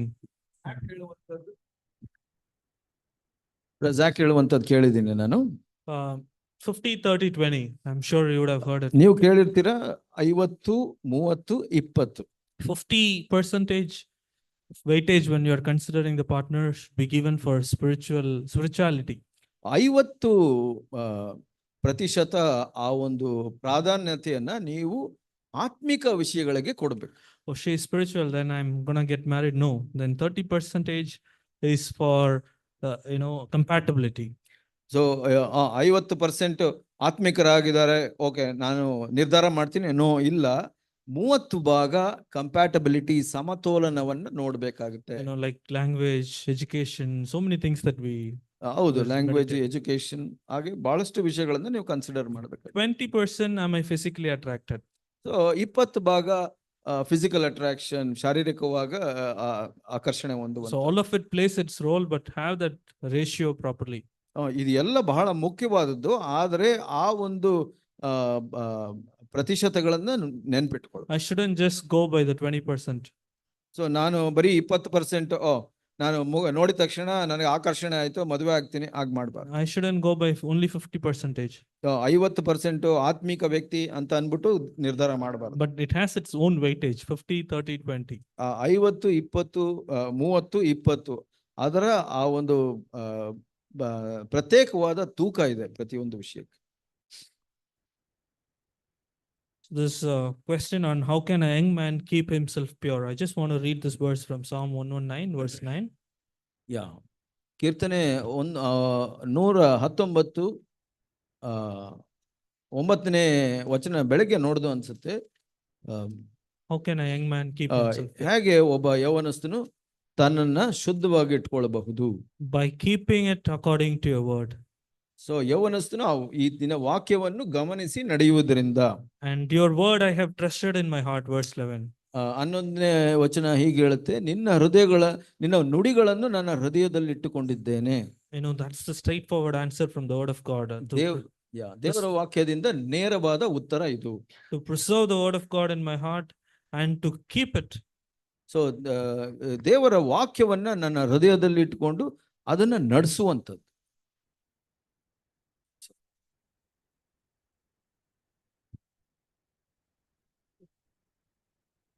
This is a question on social media. On how can I think I misplaced it, but I read the question. I'll put it in my own words. It's missing. How can I So we'll answer the missing question. how can I keep myself free from social media or not be addicted to entertainment and social media? ಈ ಸಮಾಜ ತಾಣಕ್ಕೆ ನಾನು addict ಅಥವಾ ಚಟಕ್ಕೆ ಬೀಳದೆ ಇರೋದು ಹೇಗೆ? Social media in itself, you know, may not be sinful. ಒಂದು ಸಮಾಜ ತಾಣ ಅಂತ ಹೇಳಿದ್ರೆ ಅದು ಪಾಪದಕ್ಕೆ ಸಂಬಂಧಪಟ್ಟಿದ್ದು ಅಂತ ಅನ್ಲಿಕ್ಕೆ ಆಗೋದಿಲ್ಲ. You know, every day, today if I say I'm on Facebook, you are outdated, isn't it? Okay, ಇವತ್ತು ನಾನು ಫೇಸ್ಬುಕ್ ಅಲ್ಲಿ ಇದ್ದೀನಿ ಅಂದ್ರೆ ನೀವು ಹಳೆ ಜನರು ಅಂತ ಅನ್ಕೊಳ್ಬಹುದು. So many things come every day. ಪ್ರತಿ ದಿವಸ ಯಾವ್ದಾದ್ರು ಒಂದು ಹೊಸ ವಿಷಯ ಬರ್ತಾರೆ, They call it discard. ಅದು ಹಳೆಯದು ಅಂತ ತೆಗೆದು ಹಾಕಲ್ಪಟ್ಟದ್ದು ಅಂತ ಹೇಳ್ಬೋದು. There's a new tool called discard. Discard is outdated, right? ಹೌದು, ಅಲ್ಲಿ ಒಂದು ಟೂಲ್ ಇದೆ ಕಂಪ್ಯೂಟರ್, ಡಿಸ್ಕಾರ್ಡ್ ಅನ್ಬಿಟ್ಟು. ಅದು ಕೂಡ So ಅದು Instagram, discard, this, that, so many things come and go. ಸಮಾಜ ತಾಣದಲ್ಲಿ ಬಹಳಷ್ಟು ವಿಷಯಗಳಿದೆ, ಅದು ಬರುತ್ತೆ ಹೋಗ್ತಾ ಇರುತ್ತೆ. Just wanted to highlight something that that comes to me when it comes to entertainment, not just social media. It could be YouTube, it could be anything, you know, that is entertainment. ಈ ಮನರಂಜನೆ ವಿಷಯ ಬಂದಾಗ ನಾನು ಒಂದು ವಿಷಯವನ್ನ ಹೇಳಲಿಕ್ಕೆ ಇಷ್ಟಪಡ್ತೇನೆ. ಇದು ಯೂಟ್ಯೂಬ್, ಫೇಸ್ಬುಕ್ ಮಾತ್ರ ಅಲ್ಲ, ಎಲ್ಲದಕ್ಕೂ ಇದು ಅನ್ವಯಿಸುತ್ತೆ. Judges 7, something that ನ್ಯಾಯಸ್ಥಾಪಕರು 7ನೇ ಅಧ್ಯಾಯ. something that God has spoken to me. ಕರ್ತನು ನನಗೆ ವೈಯಕ್ತಿಕವಾಗಿ ಮಾತಾಡಿದ No, ವಿಷಯ. we all heard that I want to be a good soldier. ನಾವು ಬೆಳಗ್ಗೆ ಕೇಳಿಸ್ಕೊಂಡು ನಾವೆಲ್ಲ ಒಳ್ಳೆ ಯೋಧರಾಗಿರ್ಬೇಕು ಅಥವಾ ಸೈನಿಕರಾಗಿರ್ಬೇಕು. So God said, I want to take men for war to Gideon. So ಗಿದಿಯೋನ್ಗೆ ದೇವರು ಹೇಳಿದ್ರು, ಕೆಲವು ಜನರನ್ನ ಯುದ್ಧಕ್ಕೆ ಹೋಗ್ಲಿಕ್ಕೆ ಸಿದ್ಧ ಮಾಡುವಂತ. There were so many people. God said, all those who are afraid, let them go home. ಬಹಳಷ್ಟು ಜನ ಇದ್ರು, ಆದ್ರೆ ಅದರಲ್ಲಿ ಯಾರು ಭಯ ಪಟ್ಟಿರ್ತಾರೆ ಅವ್ರನ್ನೆಲ್ಲ ಮನೆಗೆ ಕಳಿಸ್ಬಿಡು ಅಂತ. Out of them 10,000 remained. ಅದರಲ್ಲಿ 32,000ದಲ್ಲಿ 10,000 ಮಾತ್ರ ಉಳ್ಕೊಂಡ್ರು. And God said, still so many. I don't want so many soldiers. 10,000ನ ಅದೇ ಬಹಳಷ್ಟು ಜಾಸ್ತಿ ಇದ್ದಾರೆ, ಅದರಲ್ಲಿ ಕಡಿಮೆ ಮಾಡು ಅಂತ ಹೇಳಿದ್ರು. I want to test them by water. ಅವರನ್ನ ನೀರಿನಿಂದ ಅವರನ್ನ ಪರೀಕ್ಷಿಸ್ತೀನಿ. Water test. ಅದು ನೀರಿನ ಪರೀಕ್ಷೆ ಅಂತ ಹೇಳ್ಬೋದು. So take them all to the stream. ಅವರಿಗೆ ಆ ಒಂದು ನೀರಿನ ಸ್ಥಳಕ್ಕೆ ತೆಗೆದುಕೊಂಡು ಹೋಗು. And all those, there are two, God said, divide them or separate them by the way they drink. So ಅಲ್ಲಿ ನೀನು ಪ್ರತ್ಯೇಕಿಸಬೇಕು.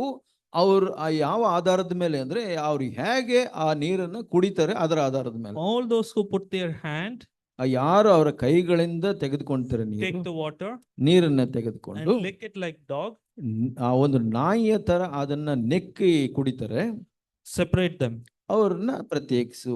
All those who go into the stream and kneel down and drink, ಯಾರು ಹಳ್ಳಕ್ಕೆ ಹೋಗಿ ಮೊಣಕಾಲೂರುಗಿ ಕುಡಿತಾರೋ let them go home. ಅವರೆಲ್ಲ ಮನೆಗೆ ಹೋಗ್ಲಿ. You know, all of us would have sang this song, I want to be in Lord's army. ನಾವು ಎಲ್ಲರೂ ಈ ಹಾಡನ್ನು ಹಾಡಿರ್ಬೋದು, ನಾನು ಕರ್ತನ ಸೈನ್ಯದಲ್ಲಿ ಇರಬೇಕು ಅಂತ. You want to be in Lord's army as a good soldier? ನೀವು ಆ ಕರ್ತನ ಸೈನ್ಯದಲ್ಲಿ ಒಬ್ಬ ಒಳ್ಳೆ ಸೈನಿಕನಾಗಿರ್ಬೇಕಾ? Then there is a water test. ಅಲ್ಲಿ ಒಂದು ನೀರಿನ ಪರೀಕ್ಷೆ ಇದೆ. Your response to the water test, will tell you whether you are in God's army or you are good to go home. ಆ ಒಂದು ಪರೀಕ್ಷೆಯಲ್ಲಿ ನಿಮ್ಮ ಪ್ರತಿಕ್ರಿಯೆ ಹೇಗಿರುತ್ತೆ ಅದು ನೀವು ಕರ್ತನ ಸೈನ್ಯದಲ್ಲಿ ಇರ್ತೀರಾ ಇಲ್ವಾ ಅಂತ ನಿರ್ಧಾರ ಮಾಡುತ್ತೆ. This water ಈ ಒಂದು ನೀರು is called entertainment. ಇದು ಮನೋರಂಜನೆ. In my life, that's how I see it. ನಾನು ನನ್ನ ಜೀವಿತದಲ್ಲಿ ಹಾಗೆ ನೋಡ್ತೀನಿ. Water, entertainment water test. ಇದು ಮನೋರಂಜನೆಯ ನೀರಿನ ಪರೀಕ್ಷೆ. How do I drink from it? ಅದನ್ನ ಹೇಗೆ ಕುಡಿತೀನಿ ನಾನು? Bible doesn't say, oh, don't drink from entertainment. ನೀವು ಅದನ್ನ ಮನೋರಂಜನೆ ಕುಡಿಬಾರ್ದು ಅಂತ ಹೇಳಲ್ಲ ದೇವರ ವಾಕ್ಯ. Don't use the world. Don't use the world. ಆ ಒಂದು ಲೋಕನ ನೀನು ಉಪಯೋಗಿಸಬಾರ್ದು ಅಂತ ಹೇಳಲ್ಲ. No. Bible doesn't say that. ದೇವರ ವಾಕ್ಯ ಹಂಗೆ ಹೇಳಲ್ಲ. Bible says, those who make use of the world don't make full use of it. ದೇವರ ವಾಕ್ಯ ಹೀಗೆ ಹೇಳುತ್ತೆ, ಯಾರು ಅದನ್ನ ಉಪಯೋಗಿಸ್ತಾರೋ ಅದು ಪೂರ್ಣವಾಗಿ ಉಪಯೋಗಿಸದೆ ಇರೋ ತರ ಇರಲಿ. That's 1 Corinthians 7:31. ಅದು 1 ಕೊರಿಂಥ 7:31. Don't make full use of it. ಅದನ್ನ ಪೂರ್ಣ ಉಪಯೋಗವನ್ನ ಮಾಡೋ ಅವಶ್ಯಕತೆ ಇಲ್ಲ. And all those who knelt down to drink as if their whole river is theirs, they put their mouth, drink and drink and drink and drink. They have forgotten that they have been called for an army. So ಅವರು ಅಲ್ಲಿ ಯಾರು ಮೊಣಕಾಲು ಊರಿ ಪೂರ್ಣ ಮುಖವನ್ನು ಹಾಕಿ ಅದನ್ನ ಹೆಚ್ಚಾಗಿ ಕುಡಿದ್ರು, ಅವರ ಆ ನದಿ ಎಲ್ಲ ನಮಗೆ ಸೇರಿದ್ದು ಅನ್ನೋ ತರ ಅವ್ರು ಮರ್ತೋಗ್ಬಿಟ್ರು, ನಾನು ಕರ್ತನ ಸೈನ್ಯದಲ್ಲಿ ಇದೀನಿ ಅಂತ. Oh, I need water to drink. I can take it and drink like that. ಹೌದು, ನನಗೆ ನೀರು ಬೇಕು, ಕುಡಿಬೇಕು, ಅದನ್ನ ತೆಗೆದು ಸ್ವಲ್ಪ ಕುಡಿದು ಬಿಡ್ತೀನಿ. That's the test that we have. ಆ ಪರೀಕ್ಷೆ ನಮ್ಮೆಲ್ಲರಿಗೂ ಇದೆ. You ask yourself. ನೀವು ನಿಮ್ಮನ್ನ ಕೇಳಿಸ್ಕೊಳ್ಳಿ. From one video suggestion to next video to suggestion to next video to next video to next video, and 1.5 hours is gone. So ನಿಮ್ಗೆ ಅದು ಅಭ್ಯಾಸ ಆಗಿರ್ಬೋದು ಅಥವಾ ನಿಮ್ಗೆ ಆ ಒಂದು ಅನುಭವ ಆಗಿರ್ಬೋದು. ಒಂದು ವಿಡಿಯೋ ನೋಡ್ತೀರಾ, ಅದರಿಂದ ಇನ್ನೊಂದು ವಿಡಿಯೋ ಬರುತ್ತೆ, ಅದರಿಂದ ಇನ್ನೊಂದು ವಿಡಿಯೋ ಬರುತ್ತೆ, ಹಾಗೆ ನಿಮ್ಗೆ 1.5 ಗಂಟೆ ತಾಸು ಹೋಗ್ಬಿಟ್ಟಿರುತ್ತೆ. From one Insta post to another Insta post to another Insta post to another Insta post, 1 hour is gone. So ಆ ಇನ್ಸ್ಟಾ ಪೋಸ್ಟ್ಗಳಲ್ಲಿ ಒಂದರಿಂದ ಒಂದಕ್ಕೆ ಇನ್ನೊಂದು ಗಂಟೆ ಕಳೆದು ಹೋಗುತ್ತೆ. You know who you are. ನಿಮಗೆ ಗೊತ್ತಿದೆ ನೀವು ಎಂತವ್ರು ಅಂತ. ಅವಾಗ Person who kneels down to drink the water of entertainment. ಆ ಒಂದು ಮನೋರಂಜನೆಯ ನೀರನ್ನ ಮೊಣಕಾಲ ಹಾಕಿ ಕುಡಿಯುವಂತವ್ರು ನೀವು. Let's not make full use of it. ಅದನ್ನ ಪೂರ್ಣವಾಗಿ ಉಪಯೋಗಿಸೋ ಅವಶ್ಯಕತೆ ಇಲ್ಲ. And there is another river called river of sin. ಇನ್ನೊಂದು ನದಿ ಇದೆ, ಅದರ ಹೆಸರು ಪಾಪದ ನದಿ ಅಂತ. Abstain free from it. ಅದರಿಂದ ಪೂರ್ಣವಾಗಿ ದೂರವಿರಿ. Don't even take it from it. ಅದರಿಂದ ನೀವು ಮುಟ್ಟಲು ಕೂಡ ಹೋಗ್ಬೇಡಿ ಅದನ್ನ. In this social media there is a stream which is only entertainment.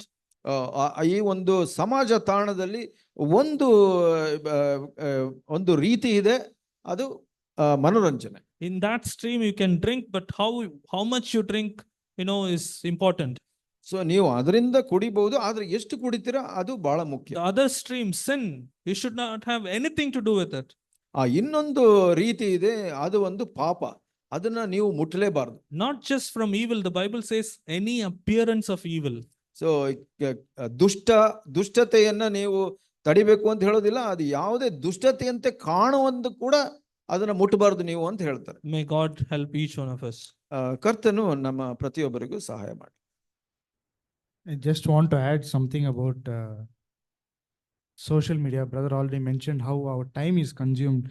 Now, ಈ ಒಂದು ಸಾಮಾಜಿಕ ತಾಣದ ಬಗ್ಗೆ ಸಹೋದರ ಹೇಳ್ದಂಗೆ ನಾವು ಬಹಳಷ್ಟು ಸಮಯನ್ನ ವ್ಯಯ ಮಾಡ್ತೀವಿ. Just one thing that I want to say about social media and our indulgence in it is it enticing my flesh? So ಈ ಸಮಾಜ ತಾಣದಲ್ಲಿ ಒಂದು ಮುಖ್ಯವಾಗಿ ನಾವು ಗುರುತಿಸಬೇಕು, ಇದು ನನ್ನ ಸ್ವಾರ್ಥ ಅಥವಾ ನನ್ನ ಮಾಂಸಕ್ಕೆ ಆ ಒಂದು ಪ್ರಚೋದನೆಯನ್ನ ಕೊಡ್ತಾ ಇದೆಯಾ, ಅದು Is it feeding my flesh? ಆ ಒಂದು ನನ್ನ ಮಾಂಸ ಅಥವಾ ಸ್ವಾರ್ಥವನ್ನ ಉಣಿಸ್ತಾ ಇದೆಯಾ, ಅದಕ್ಕೆ ಊಟ ಕೊಡ್ತಾ ಇದೆಯಾ? In James 1:14 it says, but each one is tempted when he is carried away, enticed by his own lust. And when lust has conceived, it gives birth to sin. James 1:14 and 15. 14:14-15 ಹೀಗೆ ಹೇಳುತ್ತೆ, ಆದರೆ ಪ್ರತಿಯೊಬ್ಬನು ತನ್ನಲ್ಲಿ ಇರುವ ಆಶಾಪಾಶದಿಂದ ಎಳೆಯಲ್ಪಟ್ಟು ಮರುಳಗೊಂಡವನಾಗಿ ಪ್ರೇರೇಪಿಸಲ್ಪಡುತ್ತಾನೆ. ಆಮೇಲೆ ಆಶೆಯು ಬಸುರಾಗಿ ಪಾಪವನ್ನು ಹೆರುತ್ತದೆ, ಪಾಪವು ತುಂಬಾ ಬೆಳೆದು ಮರಣವನ್ನು ಹಡೆಯುತ್ತದೆ. So these medias are something created to feed our flesh. The moment we drink, like Brother Polo said, we put our face and drink in it, we do not realize how it is feeding our flesh, and our spirit becomes weak and weak to fight against sin. So ಇಲ್ಲಿ ಮುಖ್ಯವಾಗಿ ಏನ್ ನೋಡ್ಬೇಕು ಅಂದ್ರೆ, ಈ ಒಂದು ಮನೋರಂಜನೆಗಳು ಅದು ನಮ್ಮ ಸ್ವಾರ್ಥಕ್ಕೆ ಅಥವಾ ಮಾಂಸಕ್ಕೆ ಒಂದು ಆಹಾರವಾಗಿ ಬಂದು ಆ ಮಾಂಸ ಅಥವಾ ಸ್ವಾರ್ಥ ಬಲ ಹೊಂದಿ ಪಾಪದ ಮೇಲೆ ಆ ಒಂದು ಶಕ್ತಿಯನ್ನ ಹೋರಾಡುವಂತ ಆತ್ಮನ ಶಕ್ತಿಯನ್ನ ಕಳ್ಕೊಂಡ್ಬಿಡುತ್ತೆ. ಸೊ ಯಾವಾಗ ನಿಮ್ಮ ಮಾಂಸ ಅಥವಾ ಸ್ವಾರ್ಥ ಬಲವಾಗುತ್ತೆ, ನೀವು ಪಾಪವನ್ನ ಜಯಿಸೋದು ಅಷ್ಟೇ ಕಷ್ಟವಾಗುತ್ತೆ.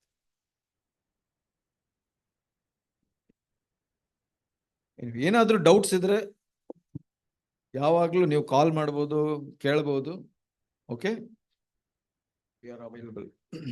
Will pray. ತಂದೆಯಾದ ದೇವರೇ, ನಿನಗೆ ಸ್ತೋತ್ರ ಸ್ವಾಮಿ. ಈ ದುಷ್ಟ ಲೋಕದಲ್ಲಿ, ನಮ್ಮ ದುಷ್ಟ ಸ್ವಾರ್ಥದಲ್ಲಿ ಜೀವಿಸುವಾಗ ಸ್ವಾಮಿ, ನೀನು ನಮ್ಮ ಸಹಾಯಕನಾಗಿದೀಯ. ನಿನ್ನ ವಾಗ್ದಾನಗಳು, ನಿನ್ನ ಆಜ್ಞೆಗಳು ನಮಗೆ ಭರವಸೆಯನ್ನ ಕೊಡುತ್ತೆ ಸ್ವಾಮಿ. ಈ ಎಲ್ಲ ಒಂದು ಕೆಟ್ಟತನದಿಂದ ನಾವು ರಕ್ಷಿಸಲ್ಪಟ್ಟು ತೊಳೆಯಲ್ಪಟ್ಟು ನಿನ್ನ ಮಕ್ಕಳಾಗಿ ಪವಿತ್ರಾತ್ಮನ ಸಹಾಯದಿಂದ ಒಂದು ಸಾಕ್ಷಿಯಾಗಿ ಜೀವಿಸ್ಲಿಕ್ಕೆ ನೀನು ಸಹಾಯ ಮಾಡ್ತೀಯ ಸ್ವಾಮಿ. ಆ ಒಂದು ಭರವಸೆ ನಮಗೆ ಸಂತೋಷ ಕೊಡುತ್ತೆ. ನಾವು ಯಾರು ಭರವಸೆ ಹೊಂದಿದವರಲ್ಲ ಸ್ವಾಮಿ, ನಾವು ಯಾರು ಆಶಾಭಂಗ ಪಡುವಂತ ಕಾರಣಗಳಿಲ್ಲ ಸ್ವಾಮಿ. ನಾವು ನಿಮ್ಗೆ ಒಪ್ಪಿಸ್ತೀವಿ. ಯಾರು ನಿಮ್ಮನ್ನು ನಂಬುತ್ತಾರೆ ಅವ್ರಿಗೆ ಸಹಾಯ ಮಾಡ್ತೀರೋ ಸ್ವಾಮಿ. ನಿಮ್ಮ ಭರವಸೆಯಲ್ಲಿ ನಾವು ಈ ಪೂರ್ಣ ಜೀವಿತವನ್ನು ಜೀವಿಸ್ಲಿಕ್ಕೆ ಆಶಿಸ್ತೀವಿ. ಈ ಕೂಟಗಳಿಗಾಗಿ ಸ್ತೋತ್ರ, ಯೌವನಸ್ಥರಿಗಾಗಿ ಸ್ತೋತ್ರ ಸ್ವಾಮಿ. ಅವ್ರನ್ನ ಆಶೀರ್ವದಿಸು. ಅವ್ರನ್ನ ಎಲ್ಲ ಕೇಡುಗಂಡಾಂತರ, ಎಲ್ಲ ಒಂದು ಲೋಕದ ಪ್ರಚೋದನೆಗಳಿಂದ, ಕೆಟ್ಟ ಸ್ನೇಹಿತರ ಪ್ರಚೋದನೆಗಳಿಂದ ಅವ್ರನ್ನ ಕಾಪಾಡಿ ನಡೆಸು ಸ್ವಾಮಿ. ಈ ಸಮಯಕ್ಕಾಗಿ ಸ್ತೋತ್ರ. ಪ್ರಭು ಯೇಸುವಿನ ನಾಮದಲ್ಲಿ ಬೇಡ್ತೀವಿ. ಆಮೆನ್.